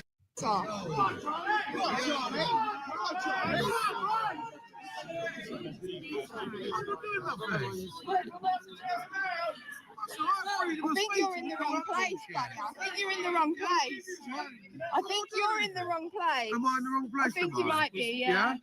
I don't think I am. Your breath smells like shit. You Does should it? lay What's off that? the You got a boogle. fucking mask on. You You don't should brush your lay fucking off teeth, do the you? packet. Yeah? Lay off the packet. You fucking stink. Push her away from me. You That came guy? over here, back the fuck up. Was that Ben? What? Who's Because Ben? you're backing all of those little scumbags up and you do fuck all bro. All right. Fuck it up. Right. Stop shouting at me and listen to me when I'm talking to you, all right? Because I can't make myself heard to you when you're shouting at me. Fine, yeah, fine.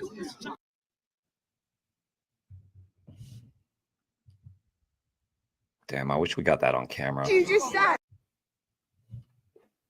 The fuck did you just say? You're being openly racist in front of the That guy? Fucking piece of shit. coppers. Are you serious? Are you serious? What? Just having a good time, huh? The feelings police usually jump on any words that are even vaguely politically incorrect, let alone outright racist. So he was really asking to get banged up. So he got arrested, huh? What generation do you come from, you fucking freak? You just said a racist comment in front of the police. Disgusting. That's actually that is racially aggravating public order, idiot. Are you literally look at the coppers just listening to it? Unreal, unreal, unfucking real.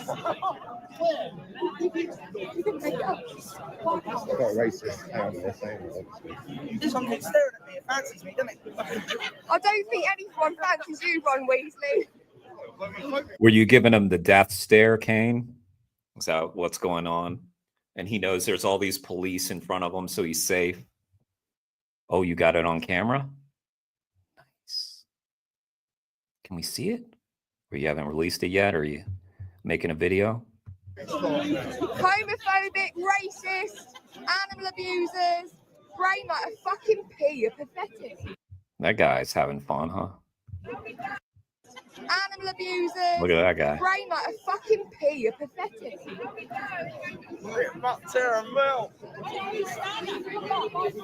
Brainless. Absolutely fucking brainless.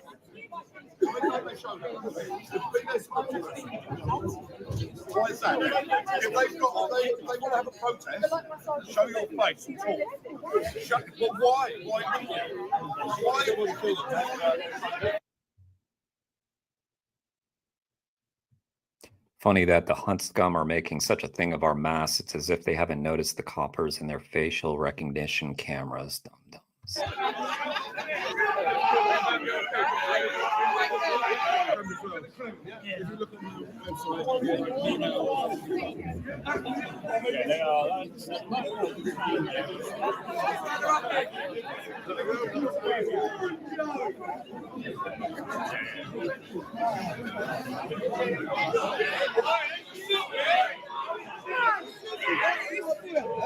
Don't fucking stop her touching my boy.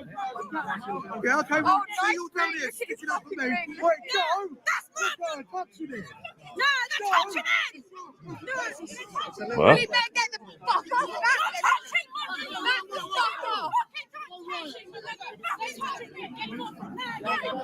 that. Yeah. Everybody's holding their beer cans, man. This is just a recipe for confrontation, isn't it? Yeah.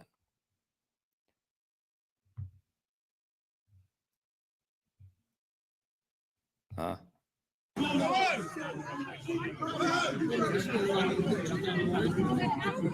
you going to start chasing lorries down the motorway where they kill foxes? This old boy, along with a few other Hunt supporters, kept banging on about how foxes sometimes get killed on the road, believing that somehow justifies fox hunting. I pointed out that humans sometimes die in car accidents too, but that fact obviously wouldn't justify setting a pack of dogs on a human. Yep.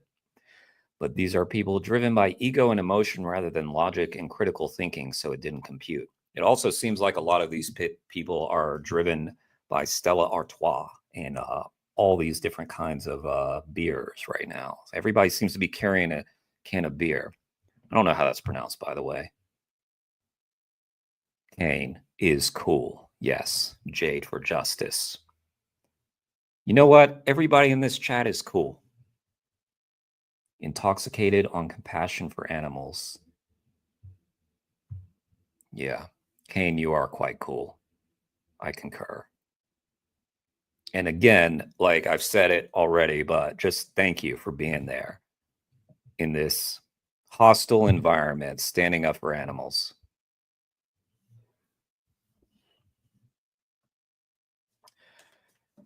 Oh, man. The world we got to deal with, right, people? We got a ways to go, I think. We got a ways to go. You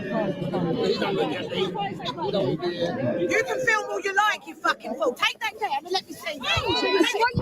Well, she really didn't want that film happening. You can film all you like, you fucking fool. Take that down and let me see you. So yeah, that was assault. Yep. You can't just grab things out of people's hands like that. That is assault, as I understand it. That was assault. That was assault. That was assault. You want to be fucking careful because I will fucking beat 7 shades of shit out of you. Oh. Touch me again. 7 shades of shit. She just assaulted me and you're doing fuck all. Why aren't you arresting her? I'm allowed to film as a public place, you dumb bitch. Fuck her. Fuck her. You're calling me a mongrel. Look at the tip of you. Look at the fucking tip of you. Mongrel. What a weird insult. Jeremy, if you ever want to go to protest the try-on hunt, I'm down. Let's do it, doggo. Let's protest that shit. You can film all you like, immediately tries to stop the filming. Yeah, good point, Nilf. I didn't pick up on that. That's right. You can film all you... No, stop it.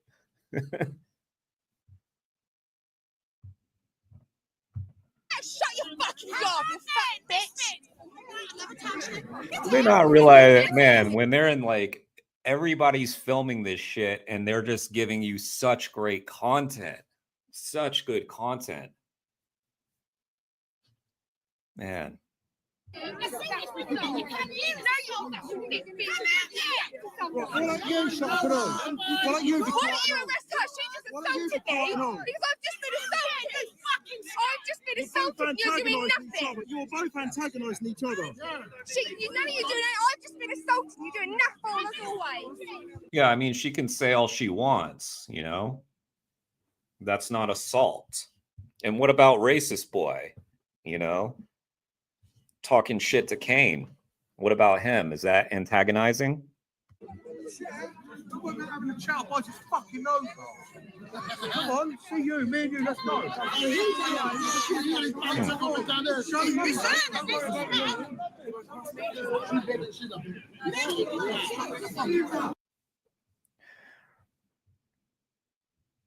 Ron Weasley, Tom Cox, getting arrested for racially aggravated public order. He got released from Eastbourne Nick moments before me, and my police station support heard his mummy shouting at him. Apparently, she wasn't best pleased he got nicked, nor that he failed to thank her for picking him up. Hope she grounded him. He was referred to the youth offending team. Wow. His mama was not happy, eh? Man, it's going to be a rough car ride home. Wow. Oh.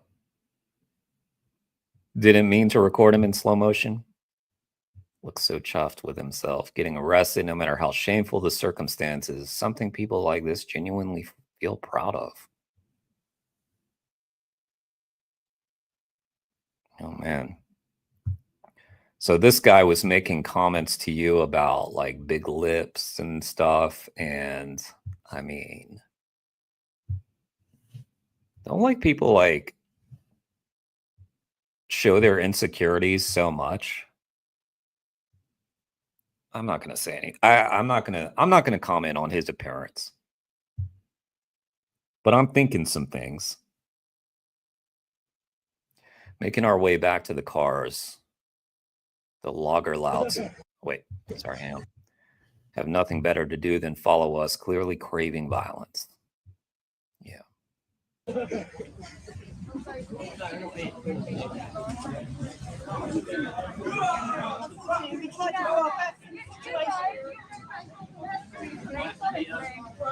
Weasley, yes.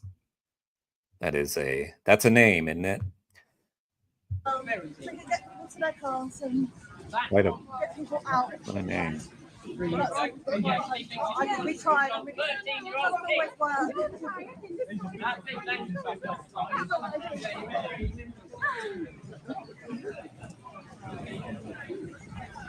You know, like in the UK, like the hats, the uniforms, like you would think they'd be meant to like convey some sort of intimidation, but when I look at them, it's like almost funny. You know, like the uniforms make them look kind of funny. How about y'all?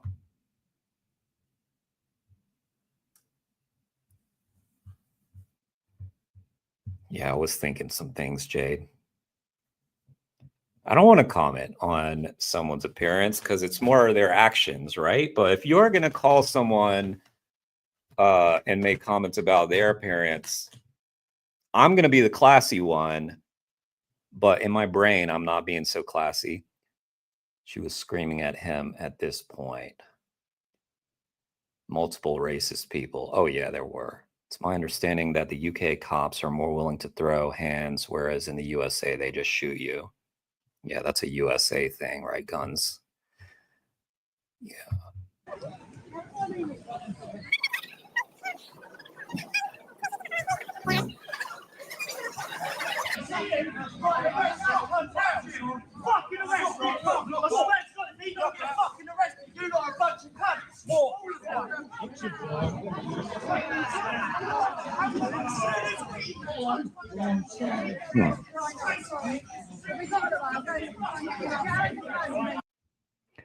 Next, they start throwing eggs.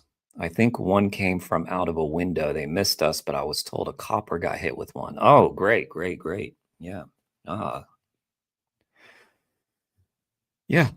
That one might cost you. Maybe. I don't know.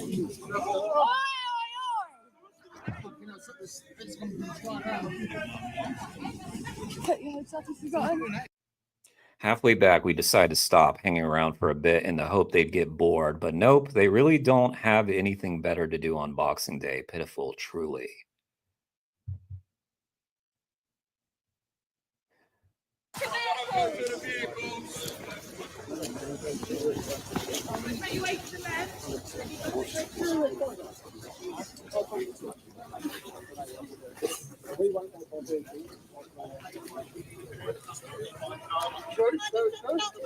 Just stand on this side. We're going to try and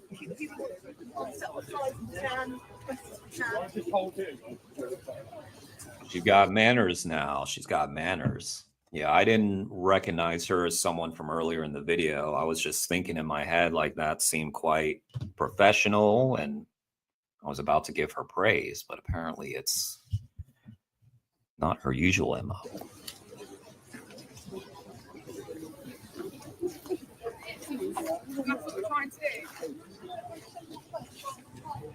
I'm not following you. Still up. No, it's not it's illegal for you to be out. Yeah, well, so now she's going to pull this out, is she? Now she's going to pull this out just because. If someone comes, I'm going to find out. You're not going to start putting out I'm racist, are you? Well, your friend was. Your friend was. I'm pretty. You might have been one of them. Pretty sure you might have been one of them. I don't know how it's done. It's on camera. Fucking spastic. No, you're being ableist, racist, animal abuse, sexist, homophobic. Wow, you're checking all off like it's a fucking bingo card. Real quick, guys, since this is all about education and learning, I looked up Boxing Day. I did a deep research just now. I went on Wikipedia and I found Boxing Day. Deep research. Boxing Day is a holiday celebrated after Christmas Day, occurring on the second day of Christmastide. Boxing Day was once a day to donate gifts to those in need, but it's evolved to become a part of Christmas festivities, with many people choosing to shop for deals. Okay. Well, I actually didn't learn much. I thought I hadn't read that. That didn't teach me much. Sorry, guys. That was not informative. I could go. Let's get back to the video. I could go on and on about that. 17, huh? 15 and drinking. Wait. Okay. I wish I lived in England and could do awesome gangster stuff like this. Yeah. 15 and drinking. America's supposed to be the land of the free, but I can't drink a beer outside. Oh, yeah, that's right. I feel like in New Orleans you can, right? Like on Bourbon Street. I feel like you can have open containers on Bourbon Street. Or I haven't been to New Orleans in a long time, but yeah, there's on some occasions I think you can. I feel like Austin, Texas, maybe you can. Because I went to South by one time and I feel like people were walking around drinking. Of course, the roads were probably blocked off. Scum. Absolute scum, gammons. That's something else. It's just so we got the line. We were getting stretched down the other side. The guy wearing gray, yellow sliders, and puke is serial offender James Elliott, owner of JM Clearances Eastbourne. He denied a moment ago that him and his crew were following us. Next, he claims that making fun of a black person's lips isn't racist because women get lips fillers. No doubt he thought he was being really clever. Ooh, he got us. Damn. Wow, that was great logic right there. And I mean, weren't you masked up too, Kane? An ableist slur? Like, you were wearing a mask, I thought, too. What's the age for drinking? It's 21 here. Drinking age is 18 in the UK. Oh, they can do that in Vegas, too. Drinking alcohol in public is illegal. Huh. Okay. See, this is such an educational stream. I should have, instead of STEAMY, because the only really steamy thing about this stream is my wasabi soybeans, which are quite steamy. And also, I know you guys can't see, but my tag today says Jeremy in parentheses, but sexy for Valentine's Day. But I noticed nobody has commented how sexy I look today. I know y'all were thinking it, though. I know you were thinking it. You didn't want to comment on my appearance, just like me. Wow, that was great logic this guy had. Women get lip filler. Making monkey noises is racist, isn't it, you scumbag? You're just showing exactly what we think about you is true. People get lip fillers, it's not a racist. It's going to be ridiculous. It's not racist. I can have that discussion, but it's not racist. And I'm telling you, because you know I'm right. You're up. He really did think he was clever. Like, he said it with like a little pep in his step, didn't he? He had like this little energy to him, like, you see? Not racist. He really did think that. I saw his ID in the back of his car. And I was like, Rupert. No, Am I wearing pants? I am wearing pants, but they have holes in them. Can y'all see? And I guess it doesn't matter. There's holes in the knee, so I am showing a little skin, guys. So yeah, it is a little saucy. Sorry, I should have warned y'all before I did that. That one lady was holding a beer right in front of the cops, wasn't she? So they're not allowed to, but everybody's just drinking right in front of the cops, but they're not allowed to. Take them off. NILF. Wow. NILF. Man. You gonna allow this, Kane, in my stream? Kane is here, and he has the power to enforce the law. Okay, just careful now, NILF. Thinking about putting on a second pair of pants. Ooh, that's kind of kinky, though. Like a second pair of pants. The Arthur Wright or something. I forgot his name. Arthur! Yeah. Fuck, I got it on. God, they're such degenerates, aren't they? If only they realise how they come across. No idea. Wait. Looks like beer stain right there, doesn't it? I think probably spilled some beer on him. No idea.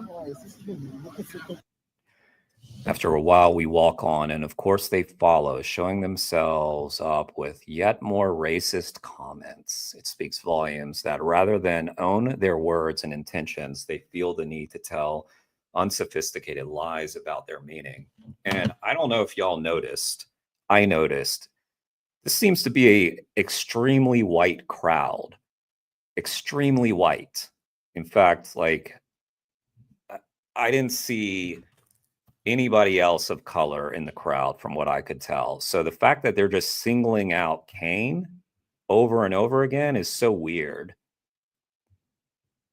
4 layers of clothes on, damn. Okay, you got us all beat there, Lycan. Kane can stand up to hundreds of hunters, but doesn't have the stones to stand up to me. Well, you know, you are NILF now. That's oh yeah, puke stain. Yeah, I'm intimidated by you a bit, Nilf. I almost took my pants off now because you told me to, but because I knew Kane was there to have my back, I won't do it. You know your pal just got nicked for that. It's not a nick or offence. People have lip fillers. It's not a nick or offence, darling. Oh, he said it again. Wow, he's really clinging to that one. He really thinks he's got a winner there.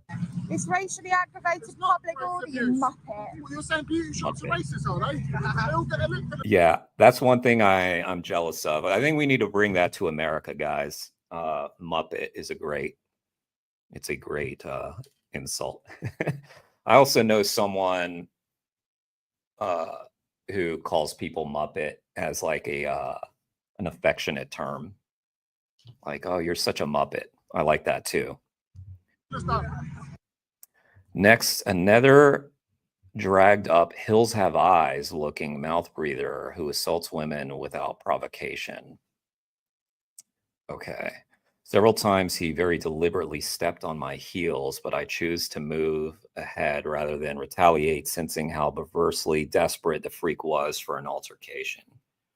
Yeah, they are just following you guys around. It's just amazing, like how triggered they are that they feel the need to just do that. Numpty. Yeah, I like Numpty as well. Dingus, that's a good one. Don't do that. That's a social idiot. Get the fuck up. Did you see that? He fucking... Kane, there was another non-white person, but he looked white with the mask on. Gotcha.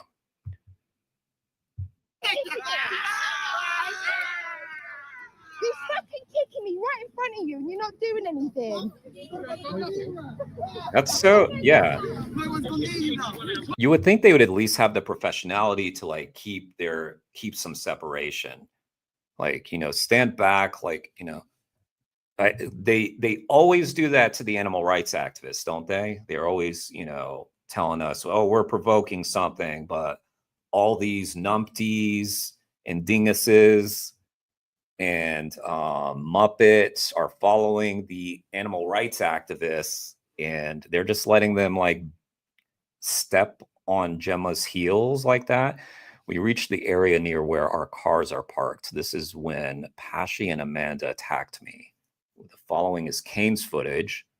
Not the best angle, and it doesn't capture Pashy's initial assault, but I'm sure the police's body cam footage will show what happened more clearly.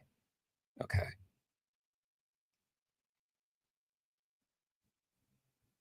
Kane, now that I got you here, we watched one of your videos and you were like, your angles, you got to work on them angles a little bit.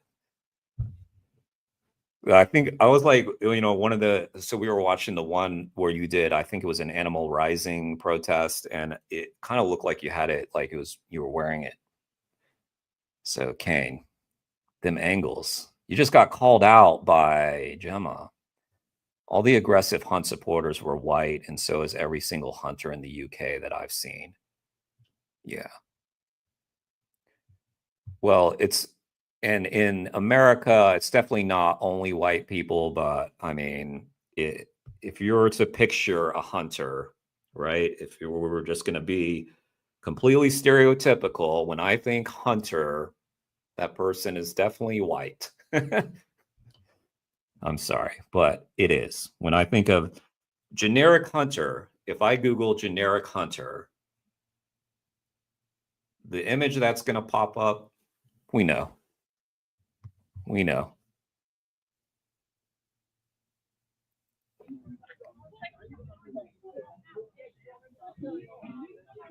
Okay.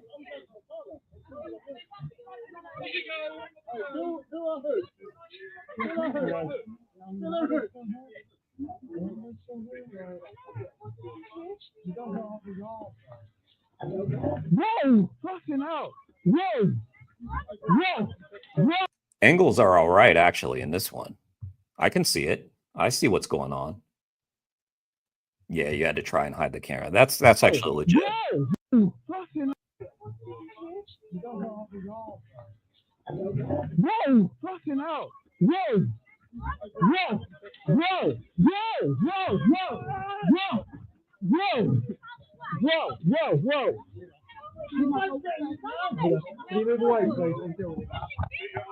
Well, it's hard to see, but not because of Kane's angle. It's just like where he was standing, where you were standing, Kane. But yeah, you filmed it pretty well. And like Gemma said, the body camera footage should show all this. They arrest her there? Yep, she's getting arrested.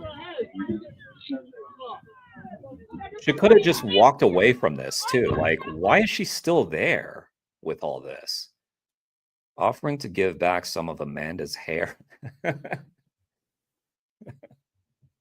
You want it back? Oh man, this is such a great video.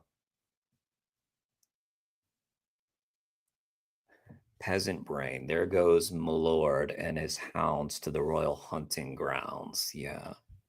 It's your body cam. Oh, you got a body cam on. Nice.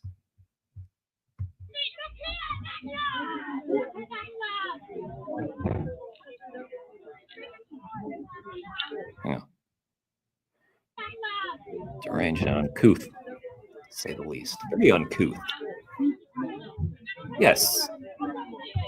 I believe this was very uncouth. All these people.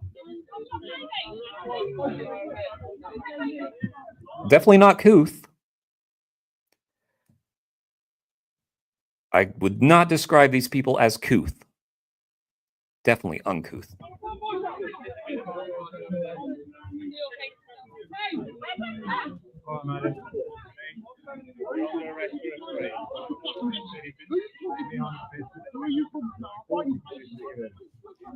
This is when James Elliott finally gets what he's been asking for all morning, as he's arrested for telling Assab, "I'll bite your face off." Well done. Well done. Wow. You earned it.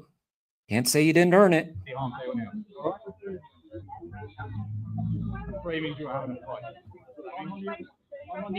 He also assaulted a woman. Okay, according to the police. We didn't see that. We'll deal with that later on. We know who they are. We know who you are. Kane's footage of the assault in slow motion. Obviously, none of this is funny. The morning proved to be a horrible ordeal, but I wouldn't have made it this far in life without my sense of humor, and the sound in slow-mo here had me creased. Oh, good. Got a little humor coming. Some of this is funny. I mean, but it does suck that y'all had to go through this ordeal.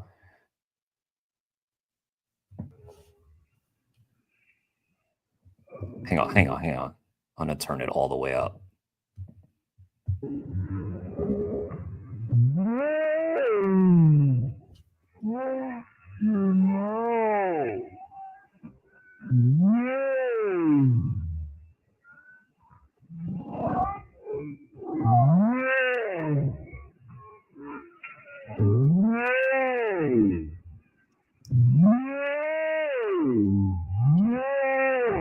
Kane, remember this is what I did for you earlier in the video, right? Kane.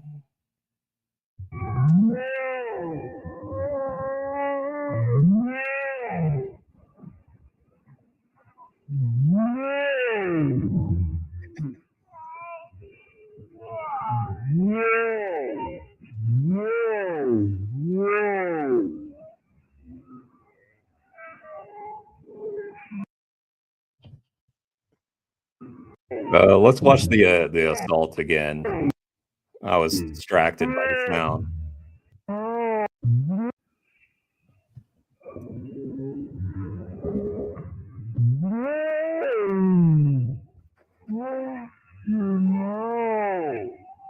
Just grabbed her from behind, grabbed her hood. Wow. Guys, I've got an idea.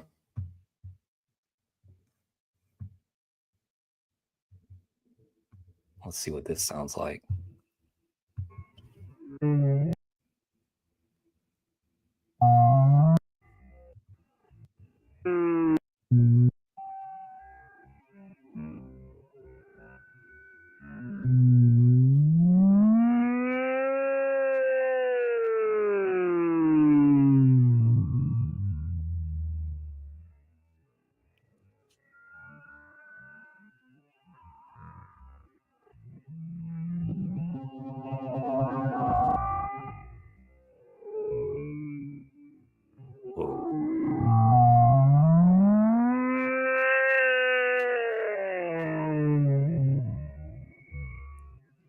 People, if you're watching this and you've got the sound up really high, I think people might be like wondering what the hell's going on.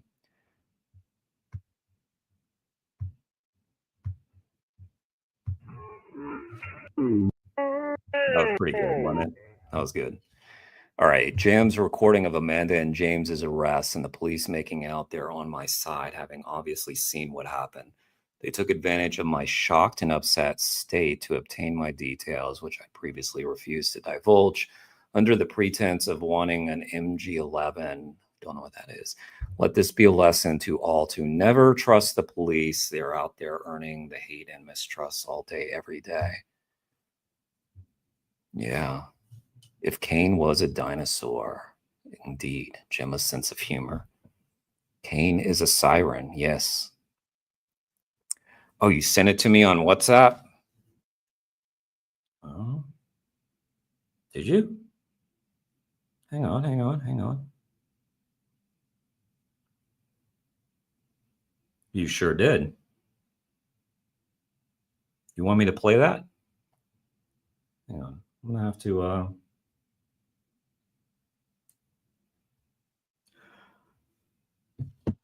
Hang on. To be fair, I was doing an impression of Gemma the night before, so I guess this is revenge. Oh, she got you. She got you good, Kane. She got you. You messed with Gemma, huh? Wow. I wouldn't mess with Gemma. Just from the little bit I've learned about her so far, she is not to be trifled with. Man. She will fuck you up. And then she'll make a video about it. Like an hour-long video about how she fucked you up. Dude, very nice outdoor. Keep an eye over there for yeah. There's a bit of argy-bargy over there. Where's our cuffs? You're the one that assaulted her, mate.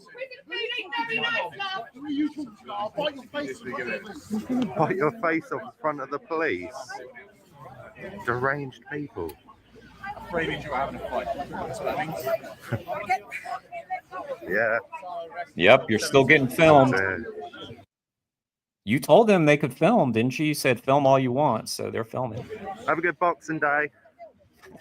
Have a good Boxing Yeah, what Day. happened to the Christmas magic, man? Oh, no. Yeah, one day after Christmas, all the magic is gone that quickly, huh? All the magic gone. Up to me? Is it all fair game to watch? Like, I think you gave me some timestamps. Is it all good to watch? I'll need to send it to myself. Hang on, so that I can pull it up.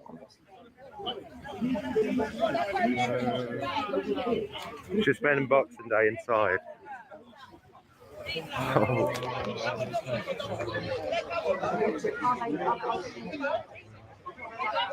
Violent scum. Yeah. I mean, you guys are grown adults as well, but you just like grew up like the right. Well, you know, Kane, maybe just because this seems to be a legal matter, let's be on the safe side, and I won't play that for now, since we know that Gemma put this video out. So she vetted this and everything, but let me not just willy-nilly play something that's not already up on YouTube. What do you think? Smart call? I think that's probably a smart call. Wait, I don't know. These are violent people. What do you expect? Whilst there is all this stuff going on, if you are in a position to leave, can you please leave? Oh, I don't know what's happening with her. I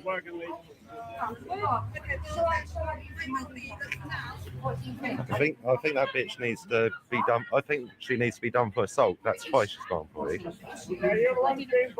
didn't really see it. Honestly, Kane, what I think you should do, as long as you spoken to lawyers and stuff, make sure everything, it's the right thing to do. But I think you should make a video about it for sure. Tell your story, if that's something that you can do, and then we will react to it. It should be on body cam. So. Is this person anything to do with the lady who's over there? Yeah, she just assaulted her. Dude, this girl got like everyone is like. Yeah, she got involved as well.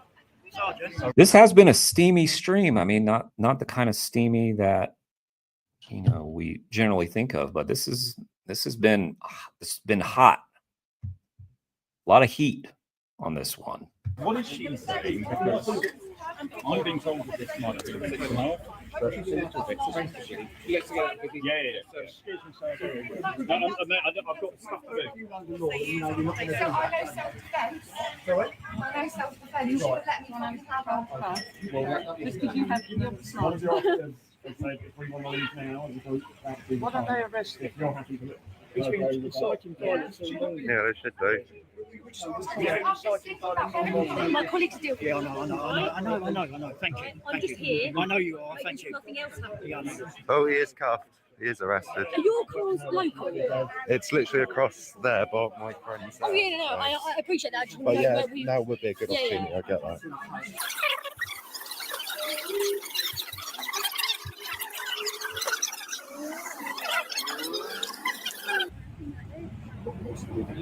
Near the tunnels. Near the big tunnels you go through the post. No, so I'm trying to find where you... Hey guys, I'm just planning the rest of this stream, and so I think we'll react to another Kane video, because I was watching Kane's Omegle debates, and they were really entertaining. So let's watch one of those.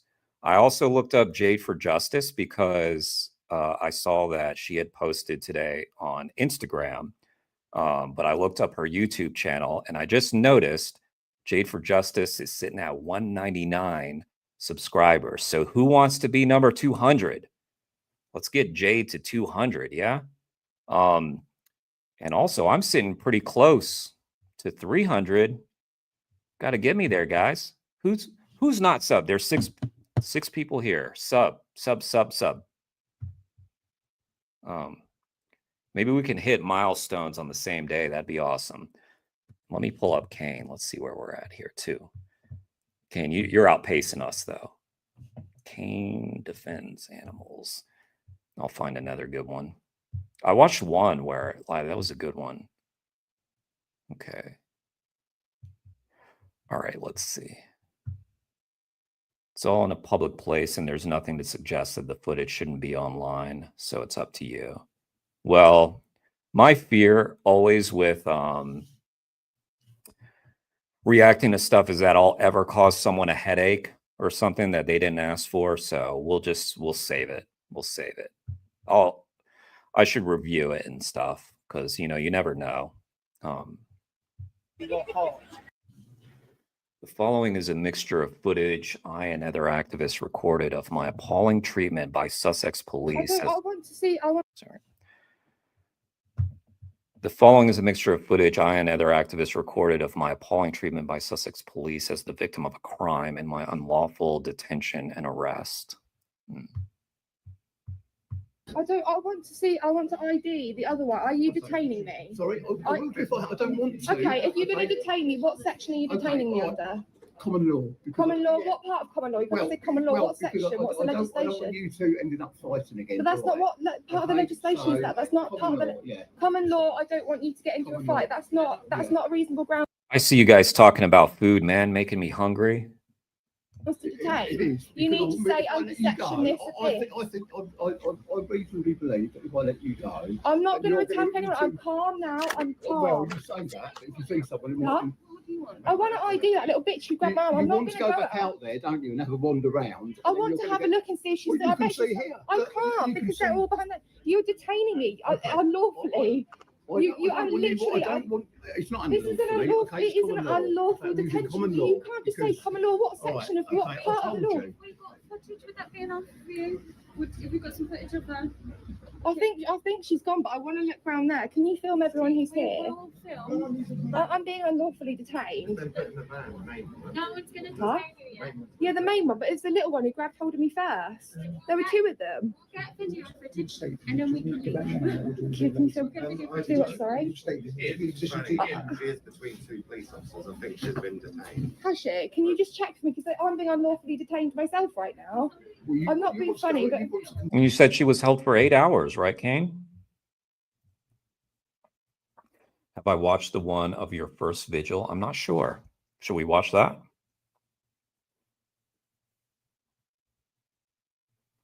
Oh my God, they're talking about food, Kane.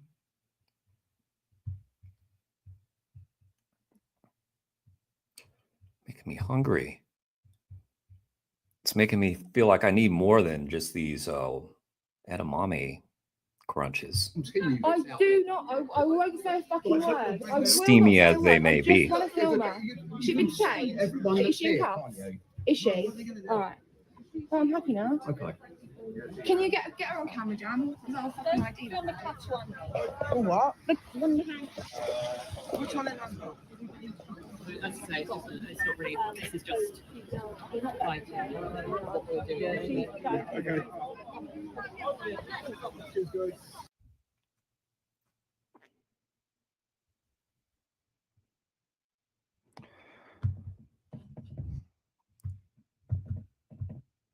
At this point, Amanda was arrested, and I believe Pashy was either detained or arrested. I'm still not sure at what point she was actually arrested, as it seems not one activist managed to record it.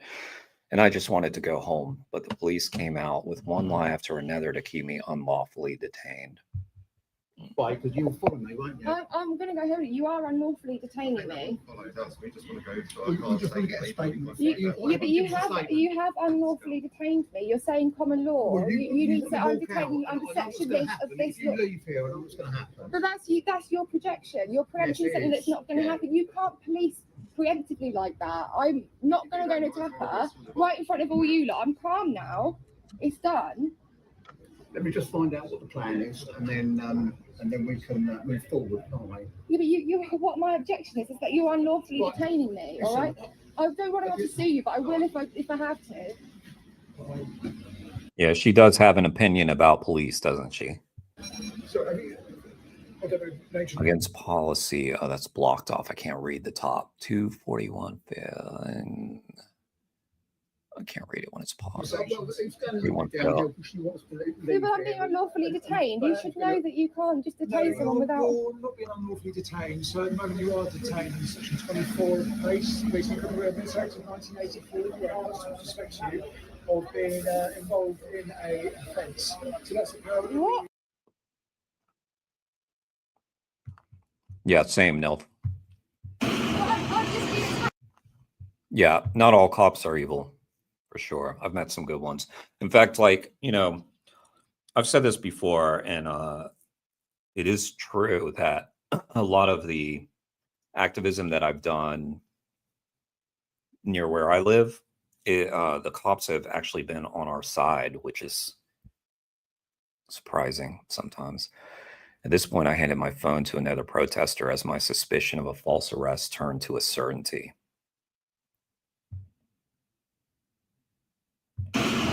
But what I just said, I've also seen, you know, the opposite of that. And of course, I've, you know, watched my friends go to jail and to prison, and yeah. So if information comes to light, you may have been involved in the fire, so we need to explore whether there's... Oh my God. Can you believe? We've literally been around police the whole time. I do not live in Michigan. She is going to sue them. Yeah, maybe. The police are probably hunters themselves, like, and very possible. Shark has a video they filmed in South Carolina at a bird shooting place, and the cops were not on their side. Yeah, it kind of depends where you are. Yes.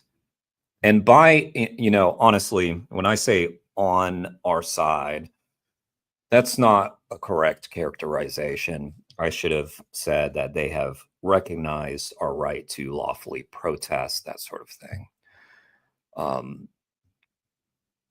Which honestly is good enough usually. Unbelievable. I was just walking home and I was attacked. If it transpires from the information that we're gathering right here, right now... You all saw what happened. You were literally there. I spoke to you soon, didn't I, Sam? Then I was back.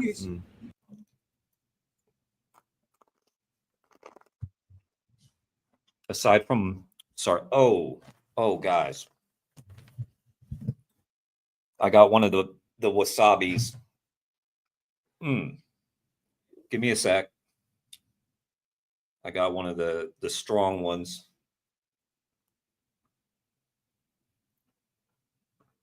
If I start crying, it's not because I'm sad.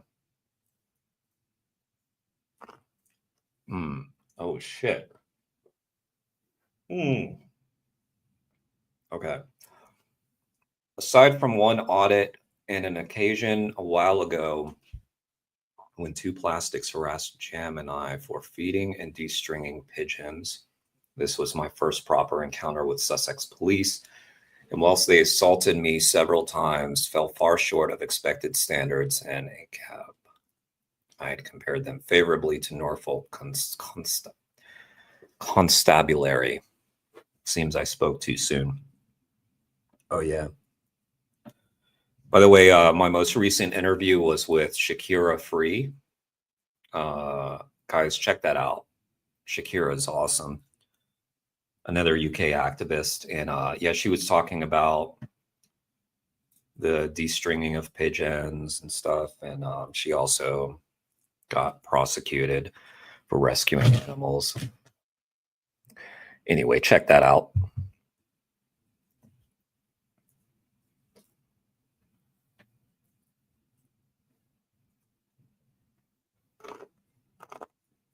This could be a two-way conversation, it could be a one-way conversation. I'm quietly trying to explain the powers we use the information that we are trying to obtain to decide issues at the end of the case. You saw you all saw it. We just want to leave. She's been attacked twice by the same woman today. They're now detaining me. Wow. Which means you're keeping 4 other people here as well, because I'm not leaving with. Like I haven't done activism yet, but my mom has had a ton of bad experiences with the police because they don't recognize the difference between mental problems and intoxication. Wow. Yeah.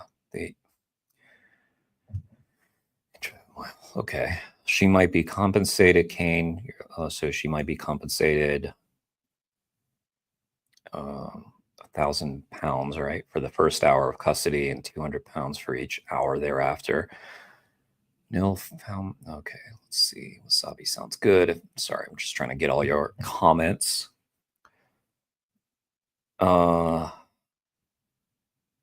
Screaming child in the background. Oh, you mean with Shakira? Yeah, Shakira was in a coffee shop while we were doing that. She said her internet was bad and she had to do it in a coffee shop. And so, yeah, it wasn't ideal for sound and her internet signal wasn't great, but otherwise it was awesome. And yeah, like honestly, such an honor because she came so highly recommended to me from Chris Hines, who is also just someone who I consider to have a huge amount of credibility. If Chris tells me someone is legit, I believe that they are legit, and Shakira is a badass. That's not mine. That's Oh boy. Nilf. Goodness, my goodness. You guys seeing what Nilf is doing over here? I know I said steamy, Nilf. Kane, you if you gotta do what you gotta do now. I'm just kidding. Nilf can stay, but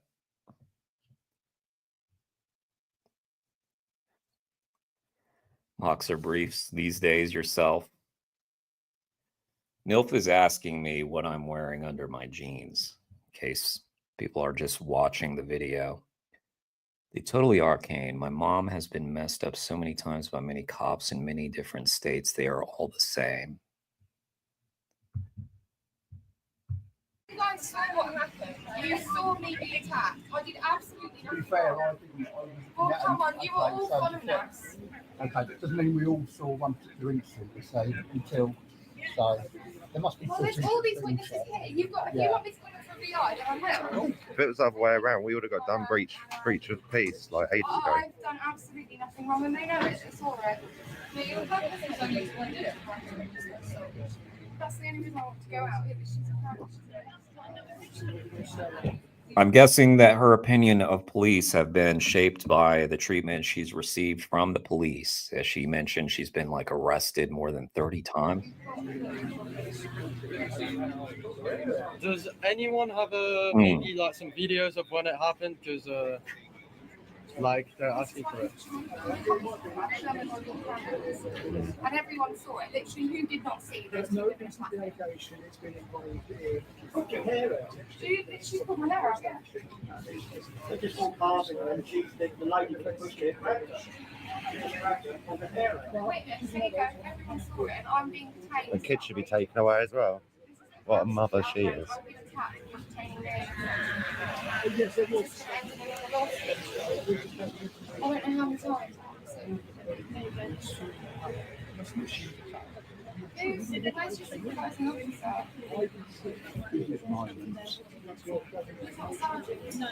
We were told to. Gemma went to prison for the animals in May 2023.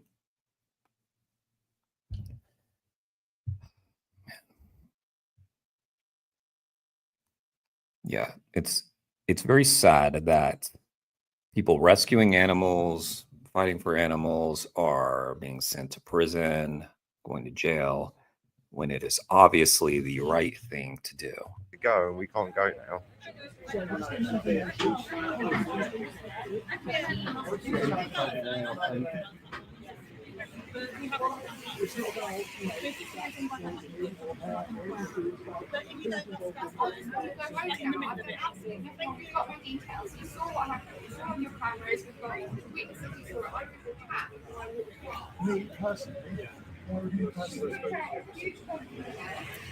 And as I was talking about with Shakira, I mean, and having, you know, been a part of several trials where in fact in the main trial where I was Wayne's paralegal, I was in charge of the evidence, basically. That was like my main role as basically his backup. You know, like I was there to be in charge of the evidence and handling the exhibits. When we would go, we would be all set with all our evidence ready to go. We'd have spent all night into the wee hours bringing up, planning and doing all this work. And then we get there, and then just like minutes before the jury was set to come out, they would say, you can't show this, you can't show that. Or you can show this one, but you've got to mute it. And it was just insane. Like, his defense was crippled because the evidence of animal cruelty would prejudice the jury, right? And another thing that was crazy about that particular case is that these places had been investigated multiple times in multiple years, and this particular judge was saying that was not relevant to Wayne's mindset that day, you know?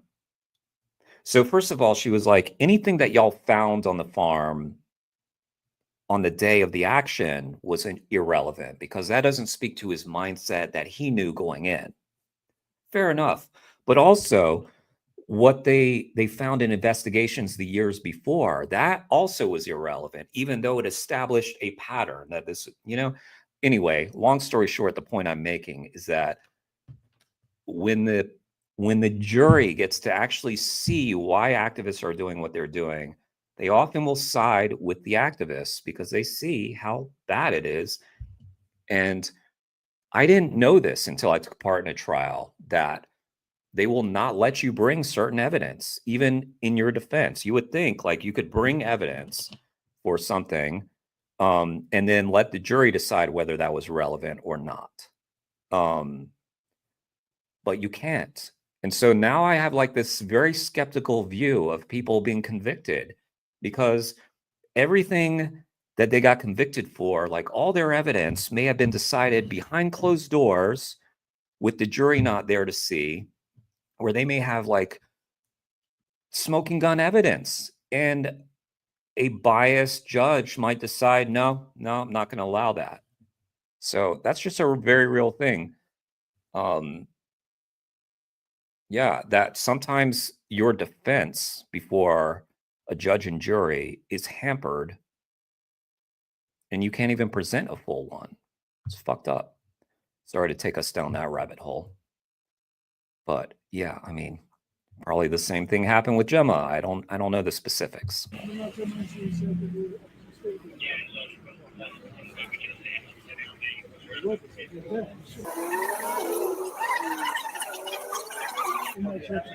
So you can't defend yourself anymore.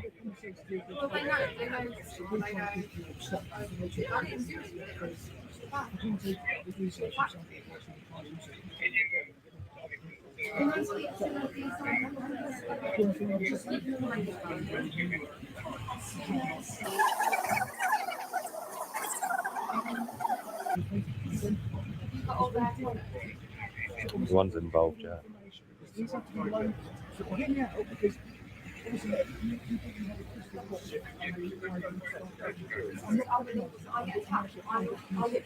Yeah.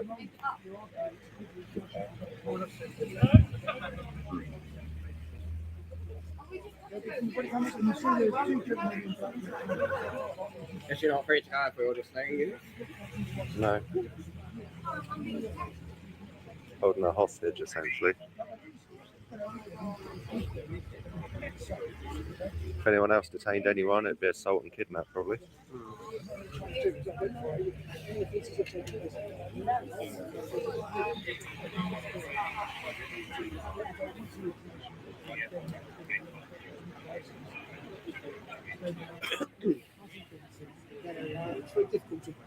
We're doing what video evidence of any kind of landing ground.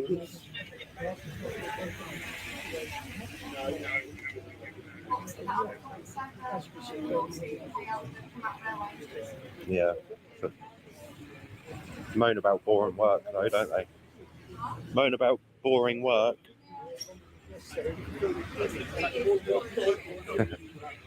That's fine. No one here is to take it from the lady in question.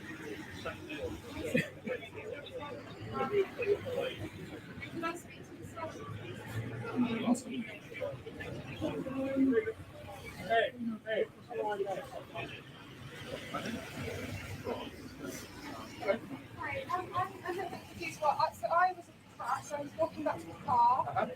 One lady grabbed my arm, the other grabbed my hair, ripped it out. think obviously I was she's the arrested. Why am I being detained? Why are you being I want to detained? go home. Yeah, everyone wants to go home. Unfortunately, it's more complicated. Why is it more complicated than that? You all saw what happened. Everyone here was a witness. But you're an animal rights activist, so it's way more complicated now. Just because you got assaulted, you're an animal rights activist, so now they have to figure out why it was your fault. The thing is, allegations were made in both directions. That's ridiculous. Everyone saw what happened. It's going to be on your body cams, all of these. This not witness what happened. Yep. And you know what? Still might not matter. Despite what the evidence shows, still might not matter. Allegations were made against you. You need to see everything. If someone's claimed it. I'll come for one interview. Okay. Anyone can claim anything, can't they?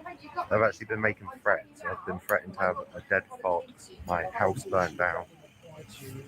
Nobody cares. Oh, guys, and also like my interview with Curtis Volmar, who Curtis, who is the activist in New Orleans who got the gun pulled on him during a foie gras protest at an Omni hotel.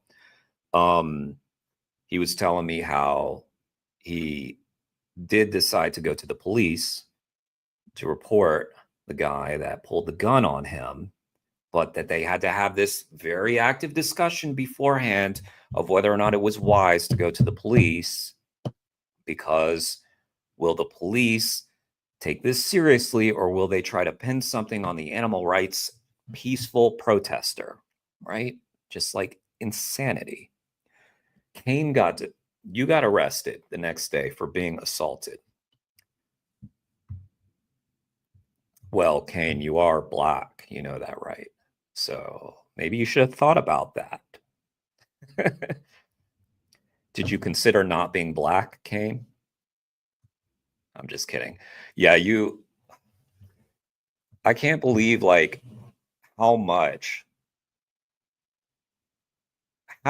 here's what I'm trying to say. How little the facts matter. How little the facts sometimes matter. I know that was a backwards comment. I'm sorry. But somebody was being racist to Kane, so yeah, that was ridiculous. Said, no, it doesn't apply to me because I don't have a registered address.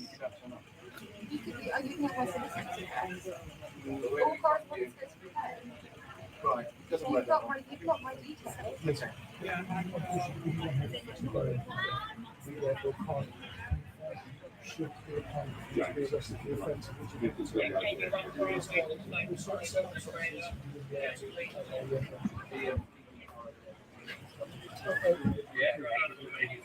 unbelievable. This is just another.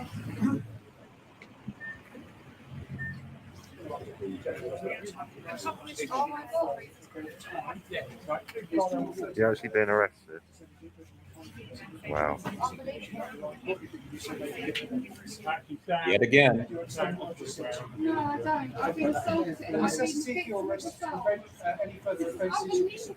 So the same thing happened to Kane the next day.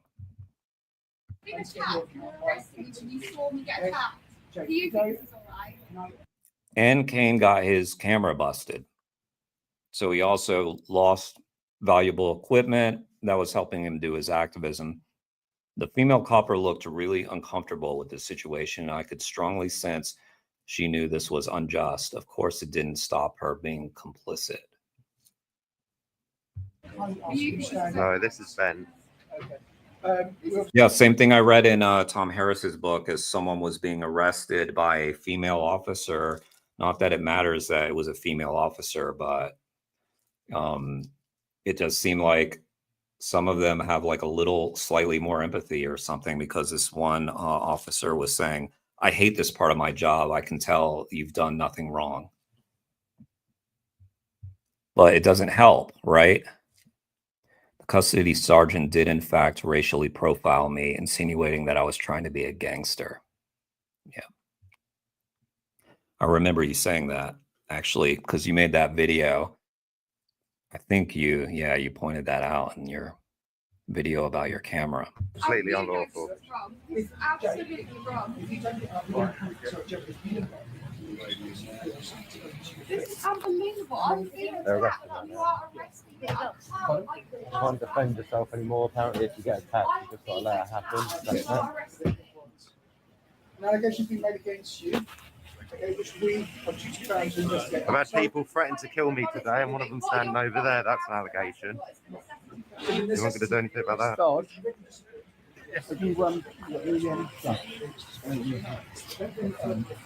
At least a few of the Hunter people did get arrested. I'd like to make allegations of threats to kill.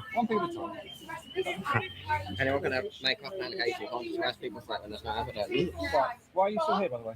Well, because I was waiting for my friend, but she's being kidnapped now. So you may as well leave. Well, I'm going to be recording their arrest. Oh, okay. Fine. In case any of you guys try anything else. Okay. Yeah, okay. Saying that I can't come in for voluntary interview. It's only two about 7 of you. Okay. I'm going to be recording their arrest. Oh, okay. Fine. Fair enough. Interesting, huh? In case any of you guys try anything else. Okay. Yeah. Fair enough. You're arresting her after she got assaulted. Yeah, okay. Saying that I can't come in for voluntary interview. It's only two about 7 of you. It's only two about. There's a power within each of us. When awakened. Switching to footage from another activist. It's only two about. Because the angle is better from here on. You're right on top of them. Just let them do their job. Thank you. We need to conduct a court And by the way, whenever someone's being arrested, it is a very good idea that you film it. Get it all on film. Get it all on film. Cover everything. It's not about consent. I know, but I don't consent. I'm lawfully arrested. I've been assaulted. I have been assaulted and you've arrested me for being assaulted. Fuck you. Fuck you. Right, if you carry on with that line of behaviour, you're going to be arrested. Well, you obviously don't public order. What? Which section? So, assaulting or abusive or threatening words within hearing or sight of somebody who's likely to cause harassment, alarm, and distress. The judge, Justice Lee, we're all going to be have that higher tolerance from that. So, telling you to fuck off is not a public order offence. I will sue you and you arrest you. It's tolerable. You have arrested me for being a victim of assault. If she If she gets Are you going to stand up? no, she just stand up. Because we're going to have to use force upon no, I mean we've been trying to do that for the past hour or more. We were literally leaving. We were telling everybody to walk off and that we would follow them in pairs. But obviously that hasn't happened, and now there's One thing to note, if you are trying to de-escalate a situation, if that's the goal, which may not have been the goal, but like I would say telling the officers to fuck off, it's not going to help your cause in age, because you just got to remember they are also people who are prone to getting angry and upset. And yeah, I just kind of feel like it doesn't help the situation, but I certainly understand why she feels that way. an allegation made. Guys, make sure you've done all of this. Just stand up. Stand up. So we should have one officer on each list. Possible. I'll go.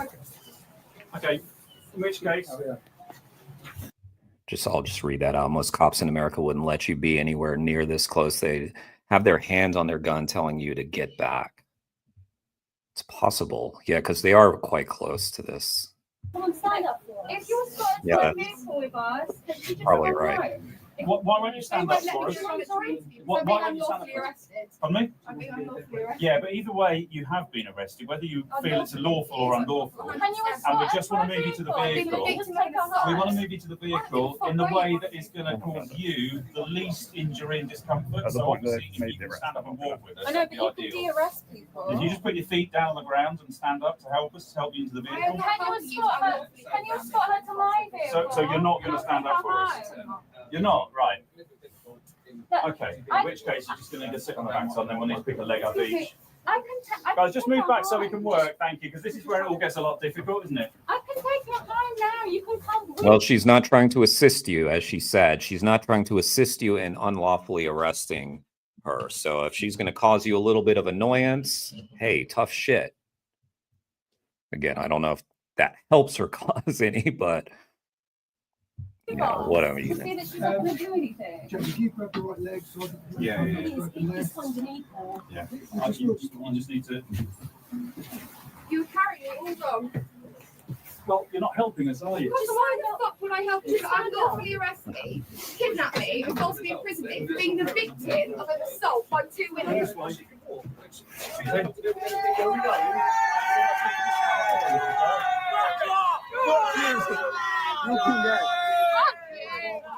Yeah.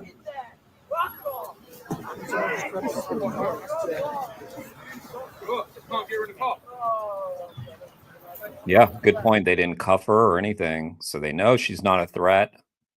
So they know this is bullshit. She got assaulted. Slide yourself in. Can you help the officer?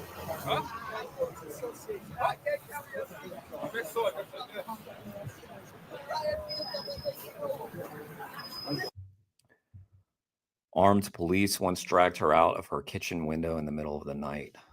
Why the window? Yeah. Why the window?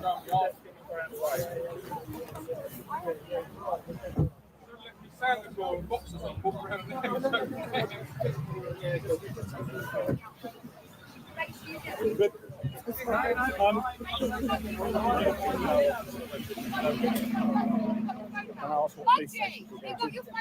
don't know if I'm honest. You got your phone back. Hang on, there will be female custody to help. What I'm in favour of is female officer with him. With her. He comes out. People at custody are going to have to help. Because we lose more and more resources from here, which we're already doing. Yeah, he'll have to relay them to you. I think he'll have to. Yeah, he'll have to send it. Do you mind me asking what police station you go to? What police station? Someone just asked me actually. I don't know. if I'm honest. Of the 7 pro hunts arrested on Boxing Day, 3, including Pashi and Amanda, were given CROs. Tom Cox was referred to the youth offending team, and another was bailed pending further inquiries. James Elliott was charged with public order and is due to appear at Hastings Magistrates on the 22nd of January. James Elliott was easily one of the worst aggressors there, full of bravado and a misguided understanding of masculinity, but at times maybe wishful thinking. I thought I could see a spark of humanity in him, and as mental as it sounds, I got the feeling he could have turned out to be a half-decent bloke if he'd grown up in a better crowd and if he had a stronger character. Shame he didn't and hasn't. Well, I mean, all these people, you know, like, they're obviously swept up by the energy. They were all drinking. That was one part of it, and they're also, like, you know, taking part, I assume, in, you know, a very violent, you know, I assume most of the people there were hunters, so they're taking part in a very violent activity towards animals. So why would they be compassionate towards people?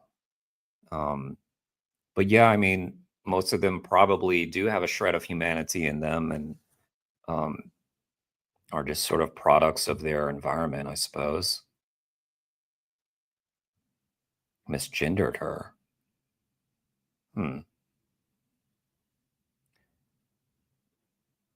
It was easiest for them to pull her out of the window. Wow. Okay. January. Despite accepting the CRO, which is an acknowledgement of guilt, and me being released with no further action, from comments on Amanda's Facebook, it seems she told people that it was me who assaulted her.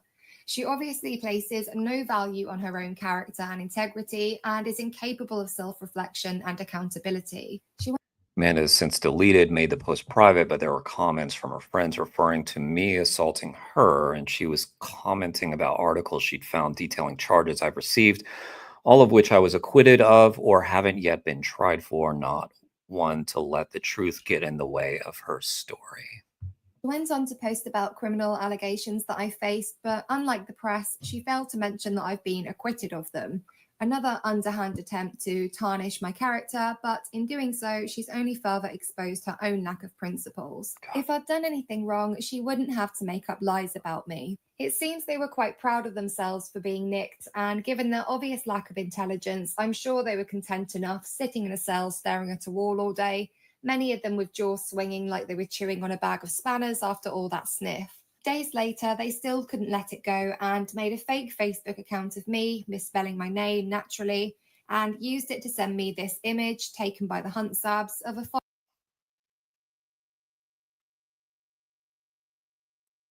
This is the kind of thing that they send to like win an argument. Sorry, I'll just fox who'd continue. been brutalized by the hunt. They are truly disturbed and unwell, with no comprehension of how weird and unhinged this makes them. It's as if they think that as an animal rights activist of many, many years, I've never seen anything like this before. All they've really achieved here is further demonstrating the trail hunting lie, the mentality of their ilk, and the need for reformation of the Hunting Act. I'm no fan of Labour or any political party for that matter, and I can't stand Keir Starmer, but I do fully support the proposed ban on so-called trail hunting. The hunting of wild animals with dogs is a disgrace to this country, Yes. a barbaric practice that only the most primitive, cruel, and repelling of people would support. Not only do these freaks cause unconscionable suffering to innocent and defenseless beings, but they pose a serious risk of life to anyone who gets in the way of their vile, illegal activity. In 1991, hunt saboteur Mike Hill, described as a kind and gentle soul, was violently murdered by a member of the Cheshire Beagles hunt, and in 1993, Tom Warby, just 15 years old and out sabbing for the first time, was killed by the huntsman of the Cambridgeshire hunt. Guys, we got to know our history, you know. We got to know, like, we should know these people, you know. We should know their names, and it's, yeah. That's why books like Tom Harris's book, Your Neighbor Kills Puppies, books, you know, like books detailing this history are important for us to know. I feel like, you know, I mean, not just we can learn from the history and all that, but like these people shouldn't be lost to history. The violence sabs are subjected to has continued to escalate, and it's just a matter of time before another loses their life. In 2021, legendary animal rights activist Mel Broughton was left with a collapsed lung, 6 broken ribs, a broken collarbone, and shattered shoulder blade after hunter Chris Mardles trampled him with his horse. This is just one of many occasions Mel has been targeted and left with serious injuries. In 2022, a sab out with the Hertfordshire Hunt Sabs was driven into at shocking speed by a member of the Cottesmore Hunt. These acts of violence against sabs are a frequent occurrence, and they're risking their lives every time they're out in the field. How many more have to be hospitalised or killed before the government takes action and the police stop turning a blind eye? The hunt have no regard for any sentient life and no sense of decency and ethics at all. They're a menace to the public, trespassing on private property in pursuit of quarry, trampling people's gardens, damaging their property, and even killing their companion animals. They don't have any concern for the hounds either. These animals are disposable to the hunt, and if they're no good in the role they're forced into or become too old, they're shot in the head. In fact, the Countryside Alliance admitted in 2021 that 3,000 foxhounds are murdered each year, though SABS would argue this figure is even higher. The hounds are forced into dangerous situations, and in 2022, 20 hunting hounds were involved in an incident on a railway line in Norfolk, with 4 hit by a train and confirmed dead. Clearly, no one laid a trail on railway tracks, and it was the illegal hunting of wild animals that got these poor dogs killed and likely traumatized the surviving dogs, the train driver, and many passengers. So I implore you to support and vociferously advocate for the strengthening of the 2004 Hunting Act and an outright ban on trail hunting. This is the only way to keep animals and their protectors safe from these violent freaks who should be relegated to a shameful stain in our history books. Please also consider that the hunting community and farming community are one and the same, and having seen what kind of people they are, ask yourself if you really want to be giving them money to raise and murder animals for their flesh and bodily secretions. High welfare and humane slaughter are to farming what trail hunting is to fox hunting. Thank you for watching, and to all those who continue to support me. Guys, that was a great video. I left the link to it there. Check it out. My link there is for that video. Please subscribe to 269 Gem. Let's check out, so we'll watch Kane's Vigil, but let's first check out the other link he sent. which is another video of Gemma. Let's check that out.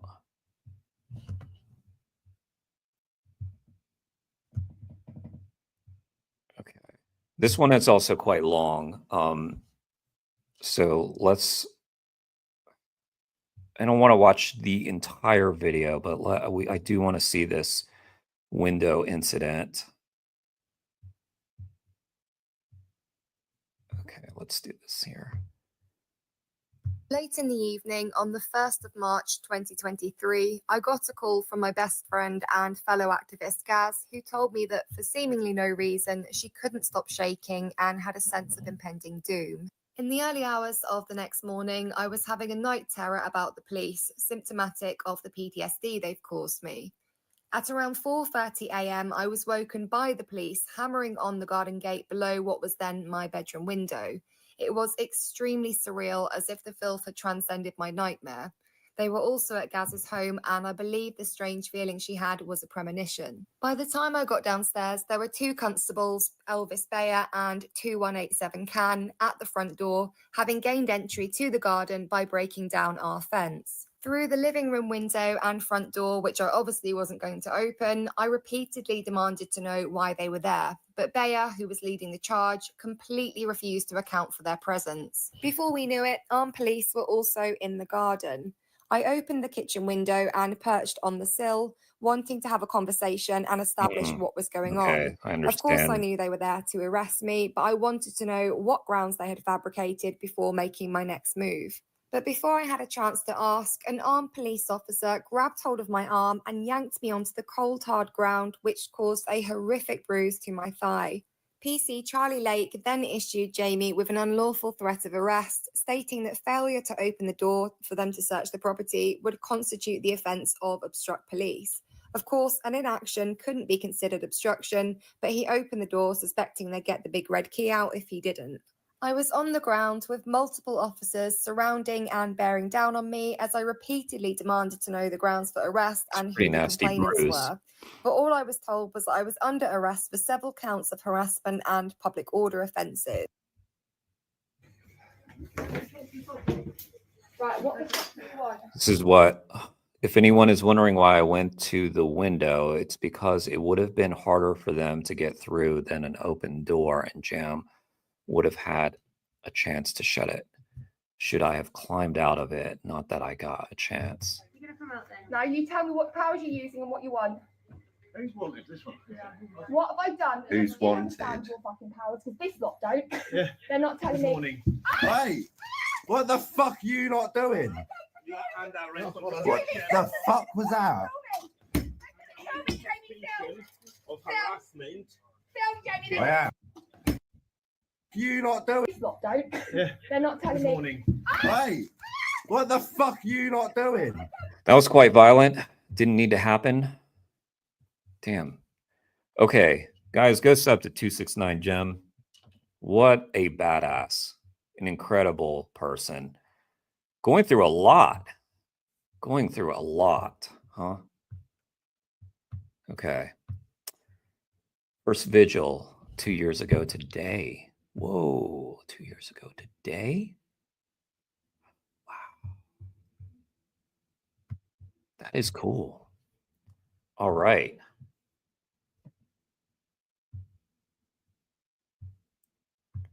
Okay, cool.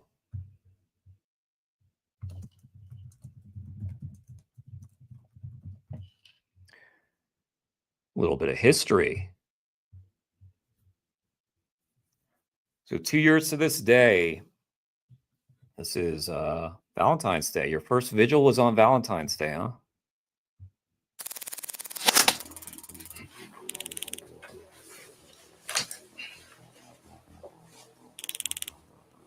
Kane.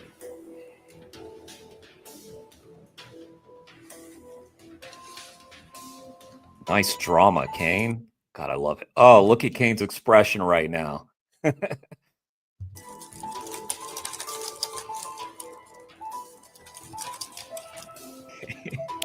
Kane DA, you're a vegan, eh? You want to become an animal rights activist, so I heard. Well, I know a place where vegans go to and... Grumpy Vegan Granddad. He's the one who was in Pignorant, right? Pretty sure. Yeah, I think so. Believe, determined to be animal rights activists forever. And we'll be holding a meet-up there in Ashton-under-Lyne, Greater Manchester, on Tuesday, the 14th of February. And you're invited, so come along. So meet me at Stalybridge train station that morning, and it will be truly the making of a vegan activist. Peace.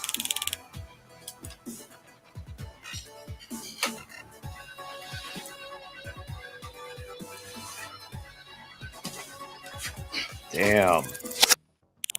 What a great intro, Kane. God. That was awesome. That was so awesome. Oh, man. You were ready. You were ready for this. It's like, I was born ready, Vegan Granddad. Since before I was even born, I was ready. When you were a kid, Granddad, I was already ready.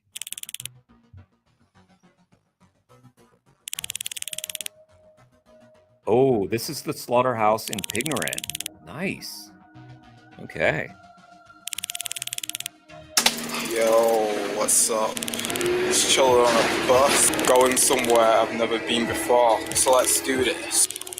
Yo, now we're at the local train station. So Kane, your first vigil 2 years ago, huh? And so had you done other activism before the vigil? Like, what was your what was the first time that you did activism? I was hopping a train. Yo, see, I'm on my way to the platform.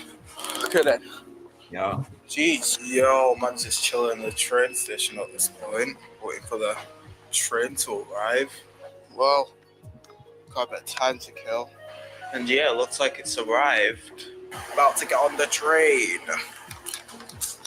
I like that you kind of take us inside the all this, you know, all the build up and everything. Just kind of, you did this with your other video too, the one that I was talking about.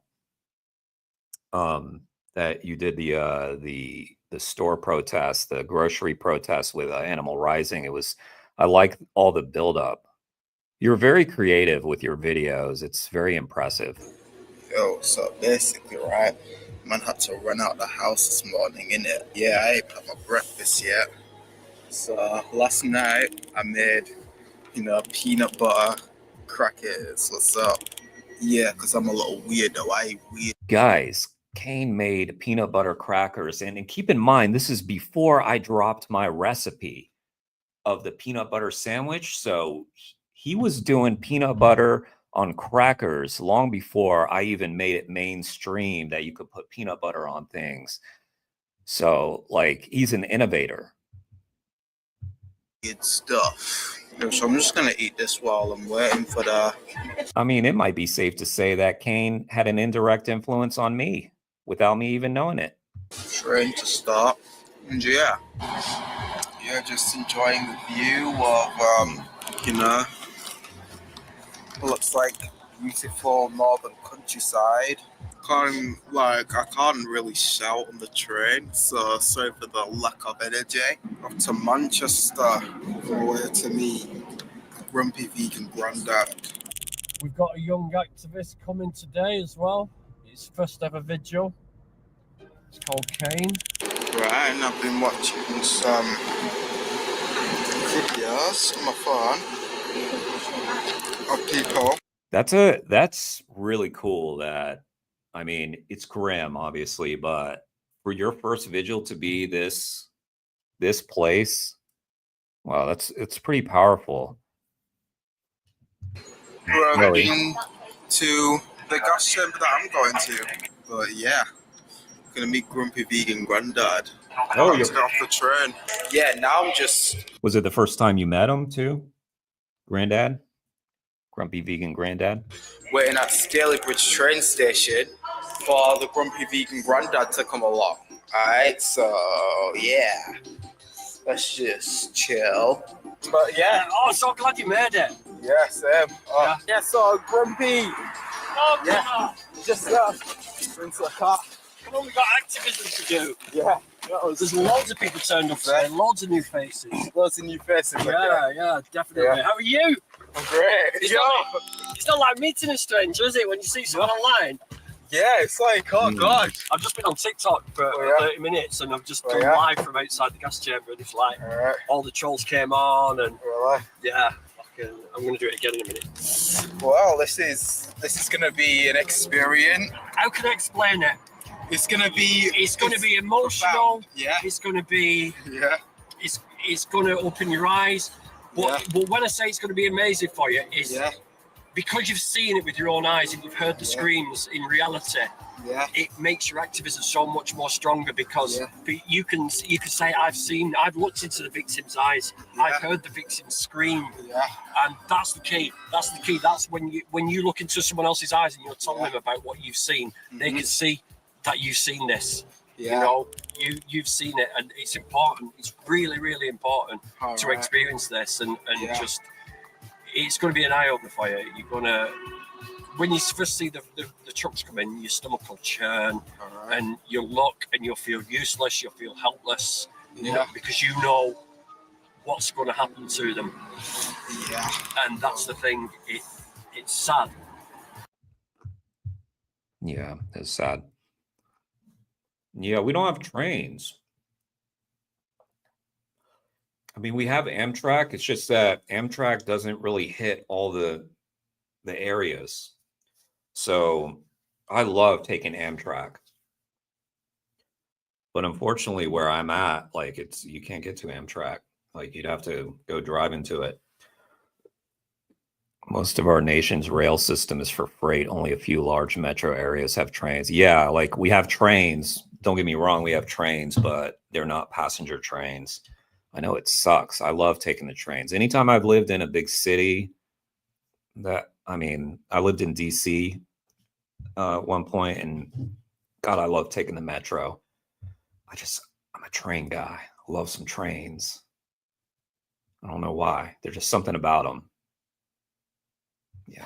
But again, like I said, the only positive is that it will make you an even better activist. Yeah. It's a really nice community. We do a lot. Aaron, who I'll introduce you to, he's done so much. He's organised fun runs. We've had the Harry Krishnas do a concert outside. We've had Mobius Loop do a concert outside these gates. You've been there, Ed's been there, Bite Size Vegan's been there. I can imagine it being really weird, like actually going. Damn, I always forget about Bite Size Vegan just because she hasn't been as active lately. I always forget about her. She has posted some stuff in the last year, I believe. But man, she is a legend. I can imagine it being really weird, like actually going to a place I've only ever seen on the internet. Like, you know, obviously I've seen Dominion, I've seen all these other documentaries, and I can just imagine that's just audio and video. Like, if I actually went in person, I could smell, I could like actually be there with a first person perspective and actually meet the animals. I feel like that'll be very profound. How are you feeling now? We're about a minute away. A bit nervous. Oh, about a minute away. Yeah. We're going to park the car. We've got a bit of a walk back because it's like all the staff park up there. But there's 3,000 animals get murdered every day here. 3,000. 3,000. They brought in trucks. I think there's a few hundred on each truck. So you said you felt a bit nervous during this, Kane. Like what were you thinking? Like what? Just because it's the first time, you know, you felt some of those nerves. And, you know, like, it's interesting because I often, well, not as much anymore, but I used to, like, I often do feel nervous before actions and things like that. And actually, like, I kind of feel like the real courage is like when you feel nervous, because obviously it's not really bravery when you do something that doesn't make you a little nervous, but when you feel the nerves and you push through, that's courage. So kudos to you. Yeah, and I think, you know, some people, like, for instance, I feel like I saw Leah Dellinger talking about how she's this really bold Australian activist, and Tash and Jack, I think Tash has expressed this, like they often feel quite nervous actually before these actions, even though they seem to appear so confident. It's bravery, you know, they push through it. But that doesn't mean they don't feel it like leading up. It's a very quick sort of turnover of animals. It's Ooh, horrible. nice. It's constant supply coming in. Yeah. Yeah, I mean, I looked it up on Google Maps, and what we're doing is working. Like half the Google Maps pictures is Save Movement vigils. Oh gosh, and the street view for 2016 is like loads of activists. Yeah, oh damn. Oh yeah. Oh god. Oh god. This is. I looked this up on Google Maps. Oh jeez. Right. Okay, bro. Okay. Are you ready? Yeah. Go shake this engine off before you watch it.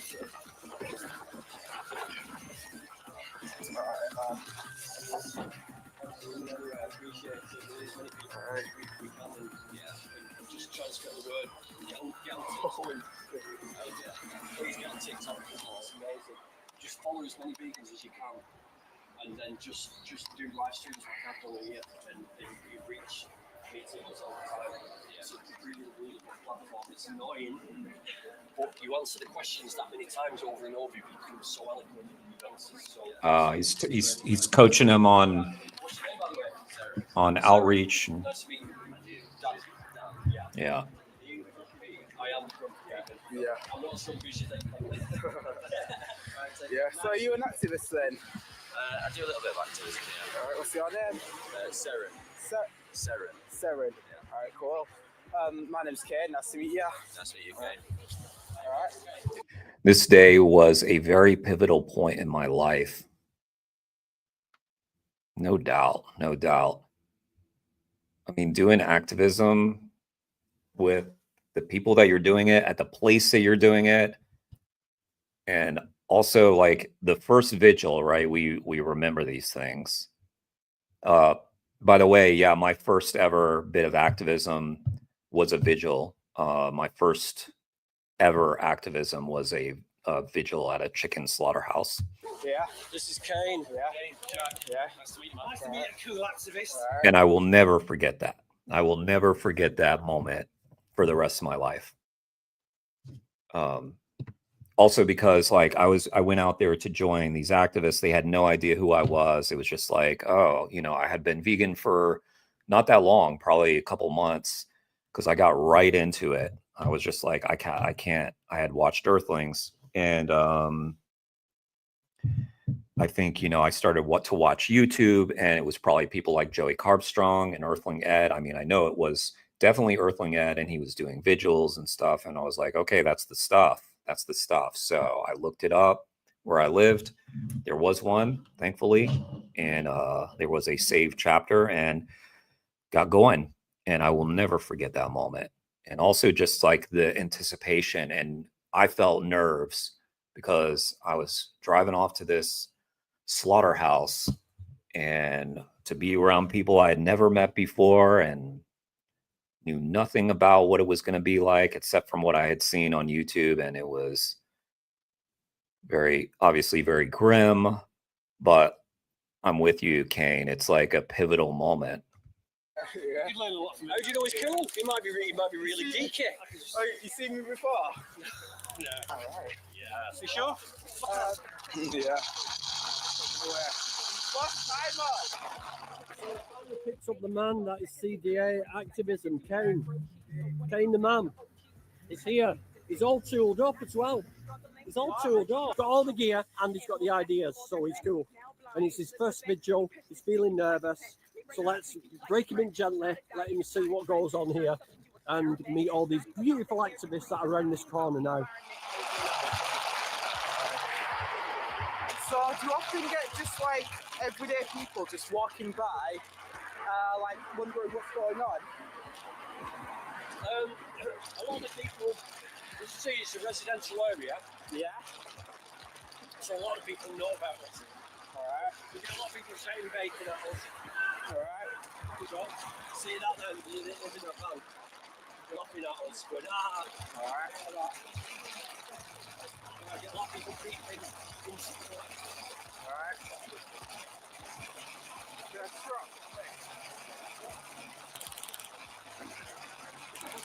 You're cluttering, low shock, cause you're not their entertainment.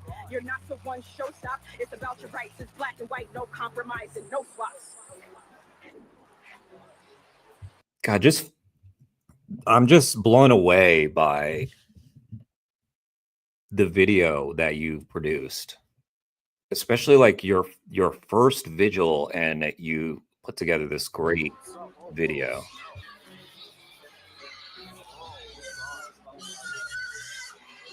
Trigger warning. I feel like if I was going to say that consistently, I'd have to say that every 5 minutes on these streams, but You know that thing that goes bumping in the night? That darkness that they're so afraid of? It's you.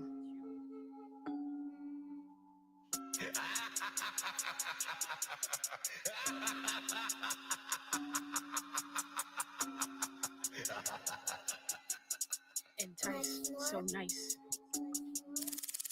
Laying on your back, scream for your dad, scream for your mom. You want to keep the lights on in case you gotta fight one.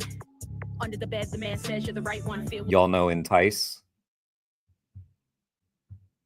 Entice the rapper makes like animal rights raps. Will show cause he creeps low, just like a python. You can't sleep in your wet sheets, can't stand when it's nighttime. You're so scared you don't want to move. The bathroom runs you don't want to do. The closet is worse if you had to choose. Playing his games, you always lose. Remember that feeling?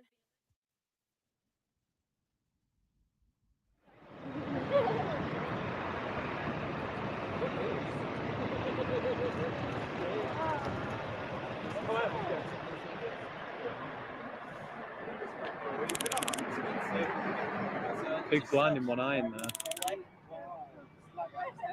See that pig's eye there? Oh my god. Wow. Blinded. That's sad. So what do you think then? You've been here 3 seconds and 2 trucks have appeared. How did that make you feel? They're really rolling in at this rate. Like it's so they run every day. Is it like 24/7 or just? No, they start at 6 a.m. and finish about 2 or 3 o'clock in the afternoon. Oh. They get through 3,000 pigs in that time. You can wipe there is some wipes over there if you want to wipe your hands. Yeah. How has it made you feel emotionally? Yeah. It's just. Is it? I'll leave you to let it register with you what you've just seen. God. Are you vegan? Yeah. Yeah. See our name. What were you feeling there, Kane? Because yeah, like he said, he's like, let me actually let you kind of process it. Because he came up to you like right after you seen a couple of trucks right away. Which, by the way, like that's a very active slaughterhouse. Like for instance, the slaughterhouse that I just described, there are times when you will not see trucks rolling through. In fact, I did one time I did a solo one. I went out there on my own and I didn't see a single truck. So all I did was flip them the bird and take photos, but I was out there for about an hour. Yeah.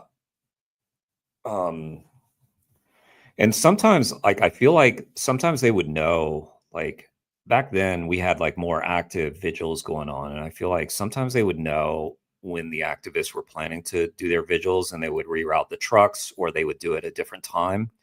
But yeah, like on a normal time when we were at this place, like we would see like maybe between 5 and 10 trucks in a couple of hours.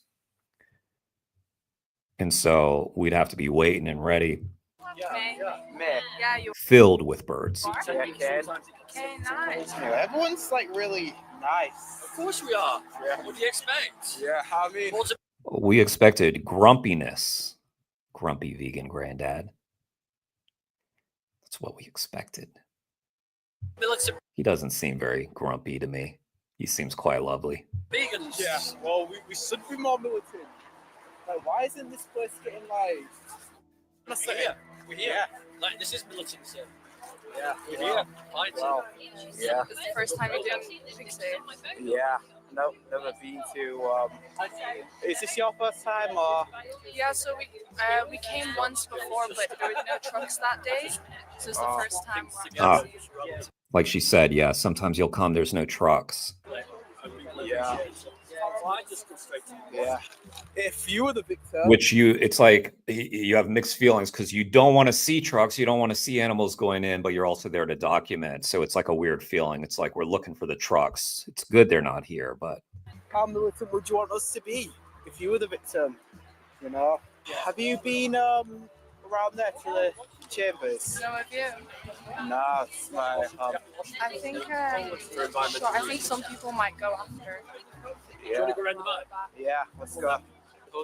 You know, all right, yeah, let's go. Oh, sorry. Okay.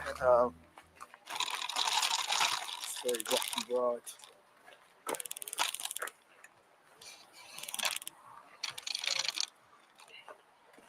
Wow. I mean, we're looking here at the. Wow, yo, this is so surreal. Like, there's the gas towers. There's the gas towers.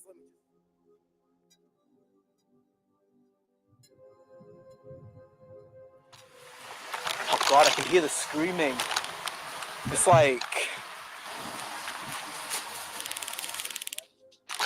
When it's a normality, it's a normality. If you're born into a war situation. Oh, interesting. I thought Pignorant was more recent, but this was 2 years ago, and you made the video, and it's got pignorantfilm.com already. What becomes a normality, isn't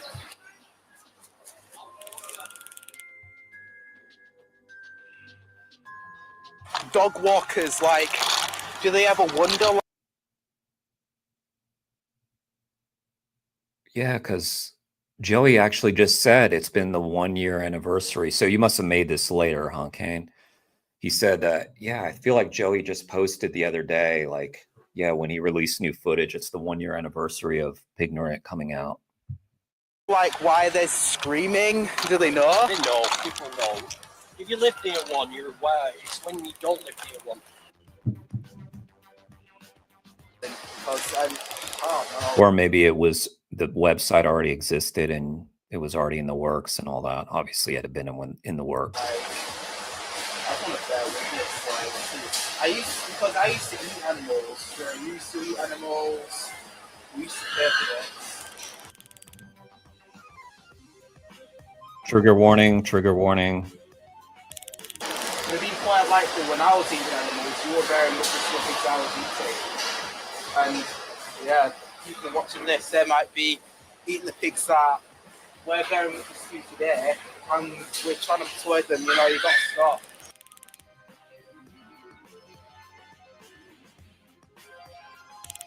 Machinery of death is just chugging out constantly.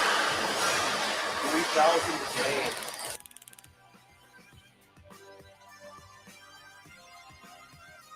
I wonder why slaughterhouses don't have. Just like the raw footage of pigs in gas chambers is so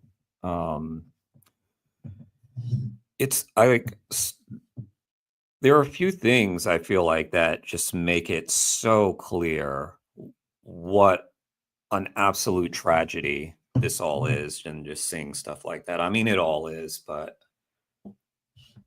it's so bad.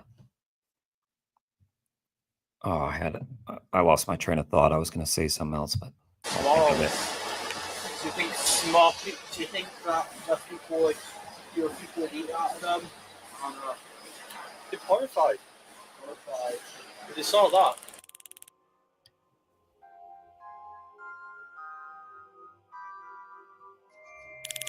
Even people coming here, and listening puts them off. See this? See them pigs, right? No escape.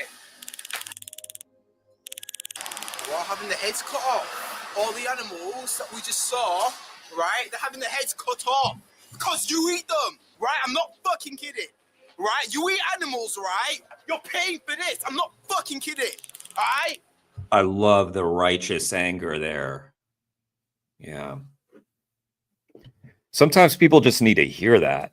Yo, go? They go to a gas chamber. And even if they don't go to a gas chamber, every single animal gets their head cut off. I'm not fucking playing. It's time to go Not vegan. This fucking ain't about playing. you right now, right? This is about them. You're not vegan. You're paying for this. I'm not fucking kidding. This is no joke. Right? You're not a fucking baby. Grow the fuck up. Yeah. Where he's standing, you can hear the screaming going on. So he knows what's going on. It's going on right at that moment. Yeah, it feels very different when you're like right nearby. I want to rescue her. Yo, this only, yo, do you think I like standing out here? I think I would have rather just be sitting at home, eating my vegan ice cream, eating vegan sausage rolls. Well, not everyone's eating vegan sausage rolls, are they? Right? You're eating sausage rolls made from murdered animals, so I've got to be here. Right, Kane? I'm so sick of it, right? I'm so sick of having to go to these hellhole places, right? Like, none of us should be seeing that shit. And yeah, I'm just sick of having to be there. And then you get the people like, oh, you don't have a job, like get a life. Like, I don't want to be here. I mean, I want to be here for the animals, but nobody wants to do this.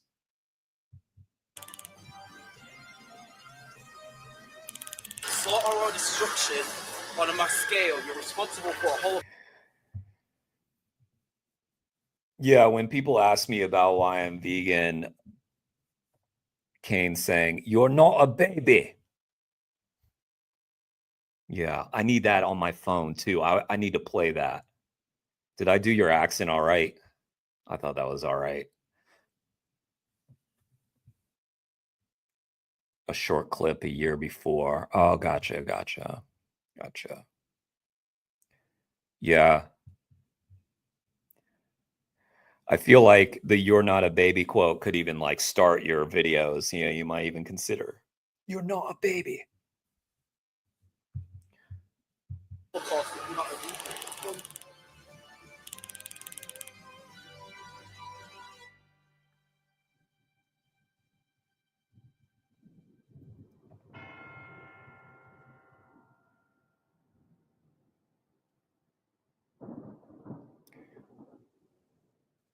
Yeah, Kane, I bet that day was surreal.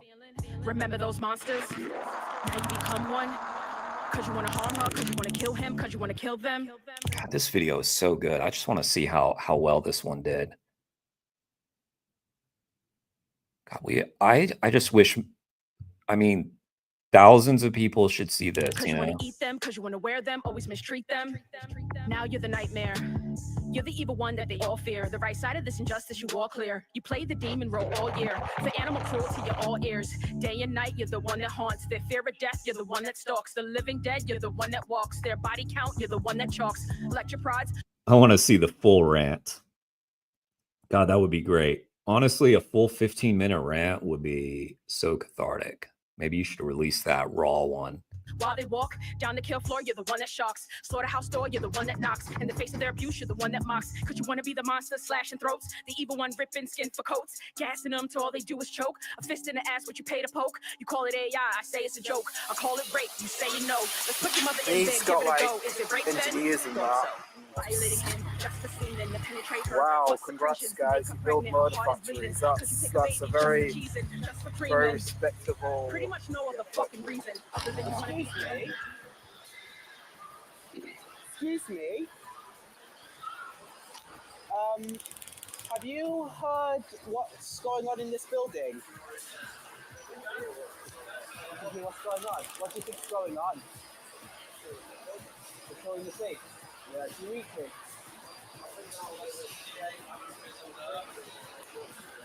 There's hey boy. What's time? I am. We're actually in the slaughterhouse. Oh, you were inside the wall. Like some years ago. I used to work at the slaughterhouse. You couldn't do that. Why couldn't you do that? Why do you think? Another time. I was only about 18 at the time. I was about 18. You think that's saying the pigs were coming out of the thingy, then you just did some, and then you drop roll, one roll, round it, half round, cut this roll, put four into the train, and it's done. But do you think gas chambers back then? I don't think it could be. It might be a bit different. I don't know. I don't mind being. I don't want to be in there. Why do you think that you don't want to be in there? Because I don't like seeing her killed. You know, do you eat pigs? Yeah, no, I don't like pork too. You know, but I eat meat. You eat animals? Yeah. So, why do you think these places exist? They exist because we eat animals. Mm-hmm. Have you ever thought about stopping paying for this to exist and living vegan? No. Well, I think we've got trouble with your life. Look at this. Bertie! Hey, boy! I like milk. Do you like milk? No. I don't milk or anything. Cheese. Who's this guy? Just walking by or something? Working there? What, like? Oh, my bad. My bad with the impression. Yeah. Got to work on that. I'm not good at the British accents. Not good at it.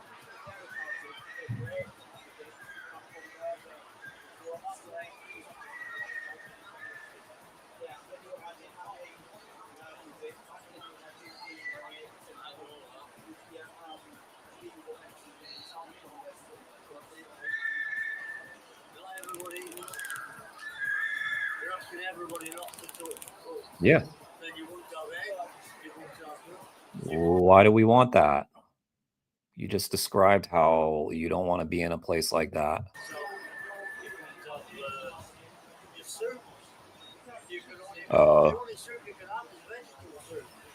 Some random guy who used to work there.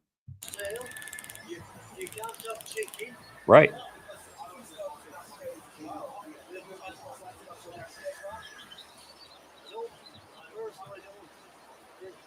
It's a nice utopia, I like it. I don't think it's going to be. Yeah. Yeah, I've tried the vegan stuff.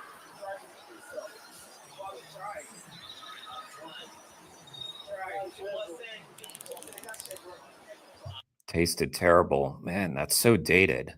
The food is so good.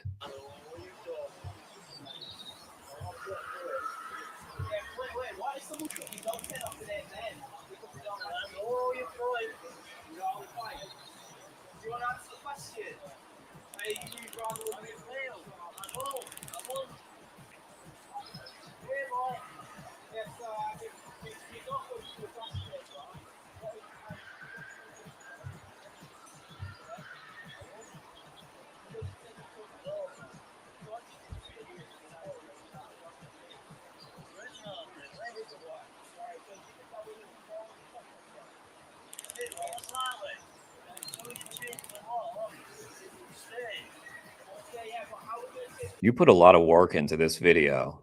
That is very apparent.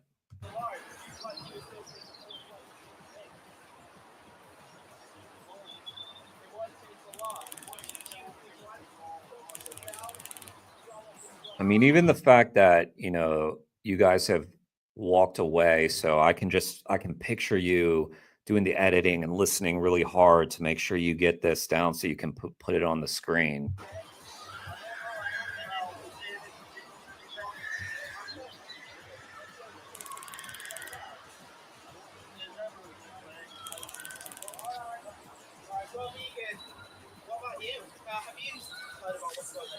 I work in there.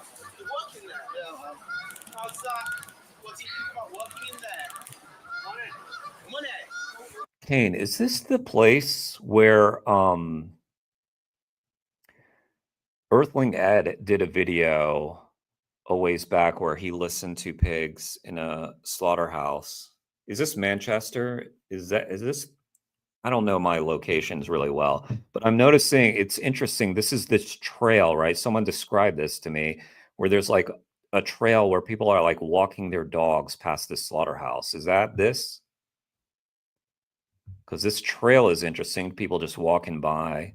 Do you eat out of there? No, why don't you eat out of there? You don't know? It's just so weird, isn't it? Have you been around there? No, I don't know if I will go. I feel like it's really harrowing, really intense, isn't it? Right? And ADHD causes me to lose track, especially when I'm distracted by young sentient animals being murdered and put in a gas chamber that I thought ended with the Nazi era in Germany. A lot of people's first time today, actually. And it's just been weird. Like, Yeah, look. You have like this, it's so sunny, and you have like. Yeah, they're walking their dogs. It's just been weird. Like, you have like this, it's so sunny, and you have like this nice path, and everyone like laughing and having a nice time together, and then you have these pigs that are just going in, being chopped up. Like, it's. Do you think we actually care what they say? We all live our lives the way we want to. Yeah, but the pigs don't. But you think you're so special? What's sitting around Matty Boy? Do you know how shit vegan? Yo, you know what's shit, right? Going to a gas chamber. Yo, how would you like it default the bro? If you were trapped in a gas chamber, would you like that? I feel like it's gonna make me a lot more motivated to make a change. Like, see what people want. Let people choose what they want. What you want gas chambers? Would you want to be in a gas chamber? A bobo? What's happened probably for most people is that it's like been really motivating for us because we see what's happening and we want to stop it. Or is it your dog in Southeast Asia? Yeah, imagine your dog in Southeast Asia. Would you want to speak up then? If you were in the gas chambers, would you want to speak up then? They have to lie to Asia. Okay, so what's the lie? What's the lie? We can take it here. I'd rather my dog be in there than be vegan. What if you were in there? Dogs are bred. Okay, yo. I breed dogs and chuck them in gas chambers. Well, I breed you. Your parents chuck you in a gas chamber. What then? But like with what we do, and when we hold the screens and like we speak to people. This is a great turnout for a vigil, huh? It's like 20 people. In my experience as an activist, and I've been doing it like as soon as I went vegan, I became an activist because like I was so motivated and I wanted to make a change. If you were in a gas chamber and I was making money off you being gas chambered, would that be a justification? Of course not. Doing like street outreach where you're like holding TVs and showing people the footage of what happens inside the slaughterhouses. Yeah. It really motivates people and they go vegan. So I really think that's one of the most effective ways to like make change and like reduce the number of pigs, cows, chickens that go into these slaughterhouses.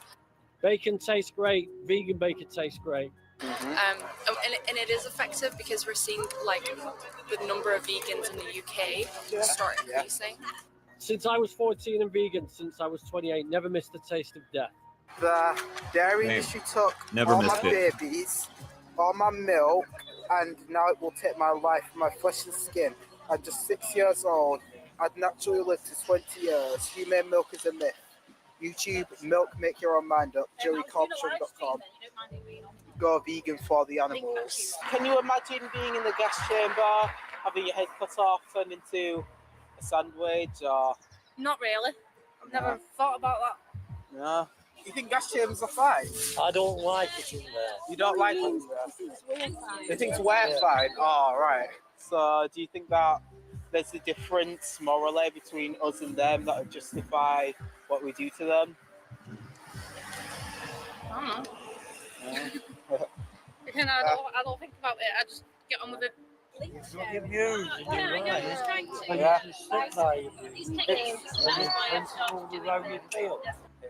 So what do? Do you kill the pigs, murder the pigs? I bag it all the meat. All right. So I don't really go near them. But then? I don't hear them and I'll all right. kill them or anything. No, I just bag it all. Alright, yeah. What about your view? In your view, is this? I'm not keen on it, I'll explain that. But I am deeply concerned whether it could manage because we bred sheep, cows, pigs, everything that they can't. Ashton under Line, Greater Manchester. Live in the wild without them because we won't be able to have milk, eggs. I never said anything about them living in the wild. Where do you think? We just none of us have Yeah. So, do you think that you don't really care? No. No, not really. No, you're just apathetic, really. Yeah. Just changing mind and changing the food system. Can you imagine if you were the victim, if someone was apathetic towards you, what would you think of that? Don't know. You just, yeah. Don't care. Not really. So that's what I'm saying. Yeah, I know. No, we're good. We're good for you and Bertie. So, do you think that, are you against animal? No, we. Not really. So that's what I'm saying. Yeah, I know. No, we're good. We're good for you and Bertie. So, do you think that? Was he being affected, huh? It looked like he was really empathizing. Yeah, I know. No, we're good. We're good for you and Bertie. So, do you think that, are you against animal abuse? No, so if I had a pig here, I was stabbing them, you I wouldn't wouldn't really like care. seeing it. You wouldn't like seeing it, but you don't mind paying for it? Yeah. Yes, like I say, shouldn't be valid with it. So, yeah, you're just not. So you're not really against animal abuse until you're a vegan, basically. Oh, I won't be a vegan. You wouldn't be a vegan. Not even. You don't care about the animals being gas chambered, or you'll be a vegan. Monsters wanna murder babies, only demons wanna be the ghost like Swayze. Cowards run, can't face or hate me. Yeah. Dash away from me, just like Stacy. Stop being why she can have a baby. Stop taking freedom just cause you're lazy. Stop the evil, put knife in necks. You're nothing but a human supremacist. Nothing more than a hypocrite species is. They like to haunt the lives of the innocent. You're the real one that shouldn't exist. You know why that is? Cause you're disgusting.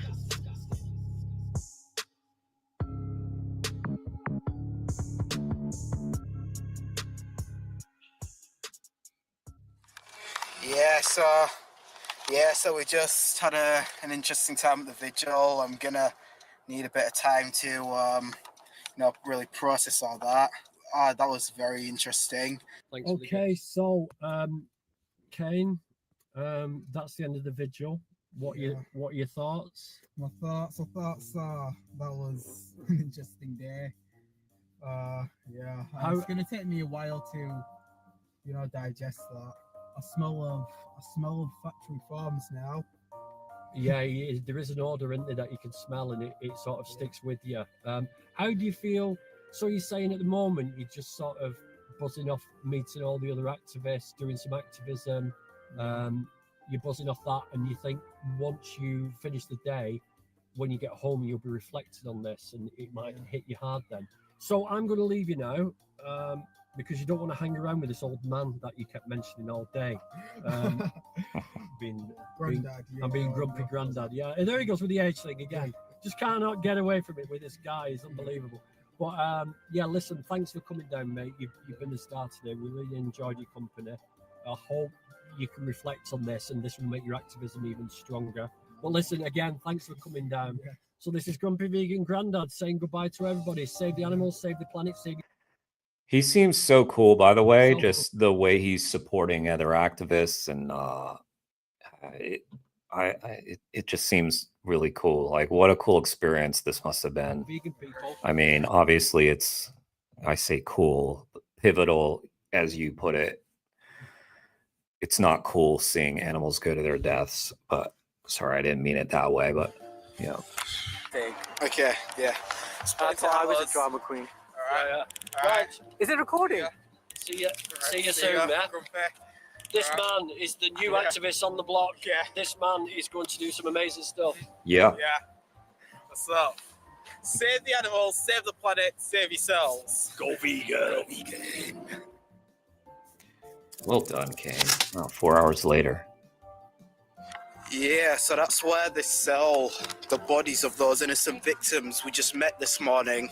You know, they're being chucked into a gas chamber, chopped up into pieces, and their flesh is being sold as sandwich fillers. Absolutely disgusting and disgraceful, bruv. Yeah, so instead of buying the murdered animal bodies, why not just buy something vegan? They even have vegan Ben & Jerry's sold in Subway now. So what's your excuse now? Right. Jesus Christ. Yo, back in the station. Exactly. Just hop on the I need that as well on my phone. What's your problem now? Jesus Christ. train. Hopefully I can get a good I didn't even try the British accent that time. spot. Yeah, and to anyone who thinks that being a vegetarian is an ethical option, remember that woman earlier with information on the dairy industry on the back of her jacket? Yeah. Well, instead, you can just get vegan Ben & Jerry's.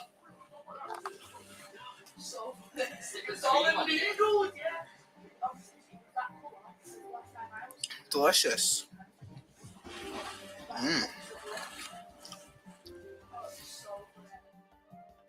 Anyway, yeah, man's just on the train back to the ends, innit? Just also that shot too. Just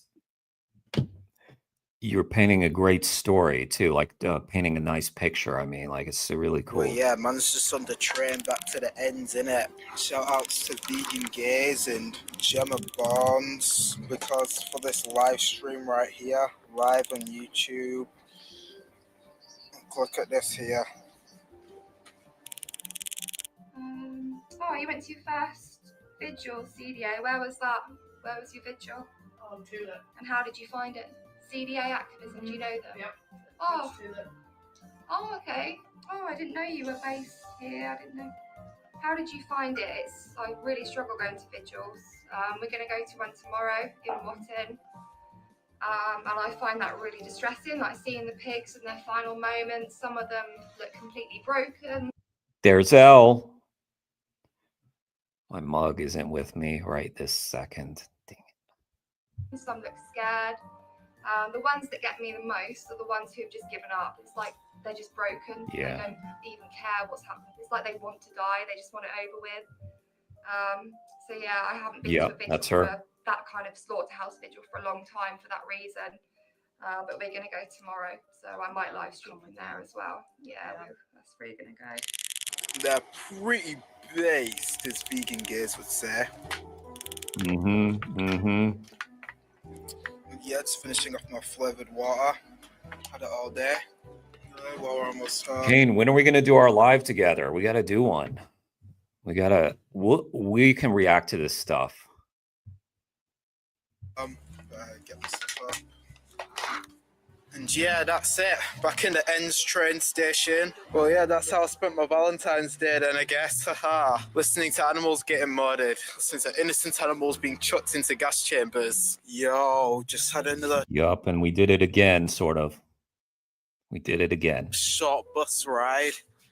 Now I'm on my way walking home, right? Just when I was there, I felt like there's nothing we can do to like save those animals. Like, I felt helpless, but yeah, what we can do is we can use these moments to inspire us to become better activists, and it makes us more fiery activists. I just noticed with a couple of people I spoke to, it was a lot more fiery, like the way I spoke to them, like it was a lot different from before, because it's like I haven't only seen it on videos now I've seen it firsthand, and I've actually listened to the animals screaming and begging for their lives, and just watching more and more pigs roll in, just looking us in the eyes, like just begging for us to come rescue them, but we can't rescue them. And it's like, you actually go to the place that was constructed to murder these innocent beings, realize like, wow, this shit is real. It can communicate that to people. It can communicate your energy to people on a much stronger level now.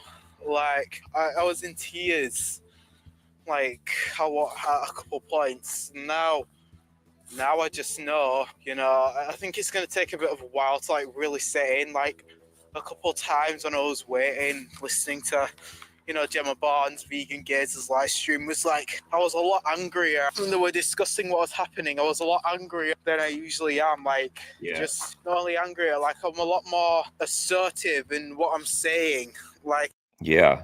it's like I'm listening to them talk, and it's like the passion is a lot stronger. Like I'm like, yeah, like my description of what's happening to the animals is a lot more vivid because I've actually, you know, listened to it firsthand. Like this is not a joke. Right. The immediacy of it, it becomes, it's not on a screen anymore. It's right there happening basically in front of you. Like when you're in the truck, you're seeing them. When you can hear it, it's happening right there in that moment. I mean, it's happening as we speak right now to many someone's. But once you're there, then it becomes the sort of urgency and immediacy of the situation becomes all the more apparent. And yeah, as Kame was expressing, you have this kind of feeling when you're at a slaughterhouse vigil that you feel kind of helpless. And it's not a good feeling. And that's why there's like a lot of passion that comes out in that moment, because you're suddenly inspired. Not that you weren't inspired before, but you're becoming more inspired that something must be done. You know, like you can only watch so many animals that are condemned going into a slaughterhouse knowing that's their last moment. It's just like you can, not only did you see and hear it like in a video, you can also now smell, you know, that they've gone through suffering, and you can just feel their energy, the whole vibe of it.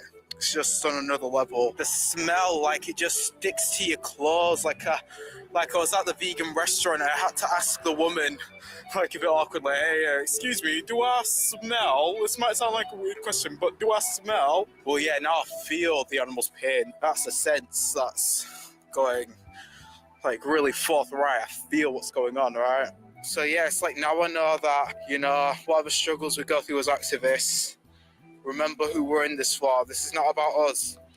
This is about them. Animals are here with us, not for us. If you're a vegan and you haven't bared witness before, something you should seriously look at doing, all right? CDA activism. CDA! CDA! Yo. You know, it's the next day. I'm just, you know, watching the premiere of Grumpy Vegan Granddad's video. And this is where all the pigs ended up, chopped up into pieces. Murdered animal bodies. Very the only sad. good option. There's a couple of good options. This is much better. This is much better. Everything else is made up of the gas chamber tortured bodies. Right. It's time to go vegan, guys. Like this here. Here's some more good vegan stuff. Not all of it's vegan. Some of it's just vegetarian, which is now better. Much better vegan stuff. Have some other things said. Next time I come here, I better see less of this and more of this and more vegan products, right? Because Hell if you yeah. when you buy this, you're paying for the gas chambers, aren't you? Same goes for all the other animals. The eggs and the dairy, equally bad. The eggs are stolen to reduce bird ovulations, stuff like that. And yes, GVG, your order to be on par. Alright, chill. 3 months later. Yes.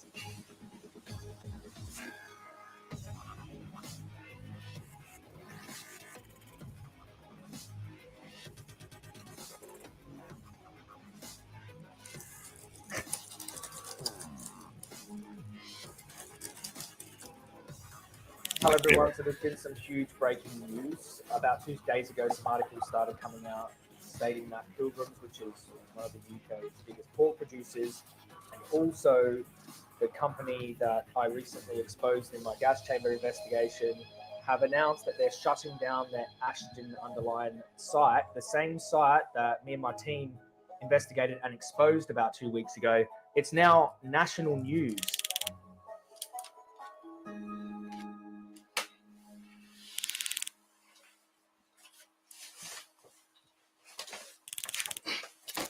Wow. Please consider becoming a donor, because this wouldn't be possible without you, especially the 40-year-old vegan, Bina Moynihan, and Ian Kaneda. Thanks for watching. I want to watch that beginning again. That was so good.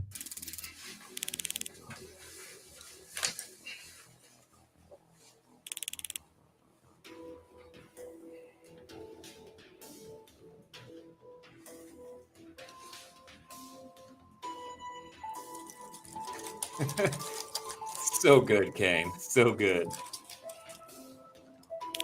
Kane DA, you're a vegan, eh?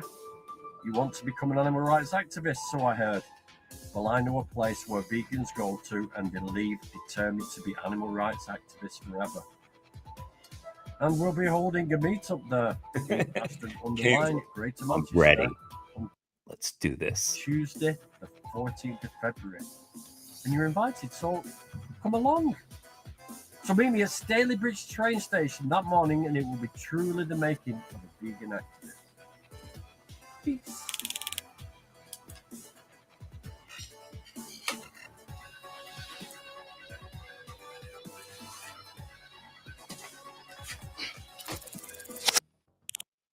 Man, that was so good. So good. Guys, thanks for joining this stream. Happy Valentine's Day to all of you. Go subscribe to Kane Defends Animals. Yeah, this was fun, guys. So we reacted to Kane Defends Animals, 269 Gem or Gemma, and Melon Steve doing some great outreach as well. So this was a UK stream right here, very UK. Thanks for sending that to me, Kane. That was incredible work. And yeah. So guys, please do subscribe to Kane. It's amazing. If you're not subscribed to this channel, please do so. I'm very close to 300. That'd be cool. Be cool to hit it on this stream. Let's see where we're at. Let me see if y'all are listening. Not there yet. 7 people here, probably all subscribed already. But if you're not subscribed, hit that subscribe button and the like button and the bell notification so you know when I'm live, and do the same for Kane as well. Because God, like the amount of production work that he put into that video, I mean, that was fantastic. And it was 2 years ago to this day. So what a monumental time. That was pretty cool to watch that on the 2-year anniversary. So yeah, what a hell of a way to spend a Valentine's Day. So thank you, Kane. Kane spent his Valentine's Day 2 years ago at a slaughterhouse for pigs, going into gas chambers. And as he said so eloquently, he did not want to be there. Of course, he wanted to be there to do the activism and be there for the pigs, but he could have been doing anything that day. Instead, he was at a gas chamber. And it's fucking ridiculous that he felt he had to do that, you know? So anyway, happy Valentine's Day, guys. Make sure if you've got your sweetie with you, make sure they watch Dominion. Again, it's the perfect day. Well, I should mention Pignorant, since that's the gas chamber that we just witnessed. Go on Amazon and get you Pignorant. Tell your sweetheart, you know, I've got this great romantic movie we can watch. You're going to love it. It's going to set the mood and everything. Pignorant. All right, guys. Love you all. I'll end the stream there. Have a good night.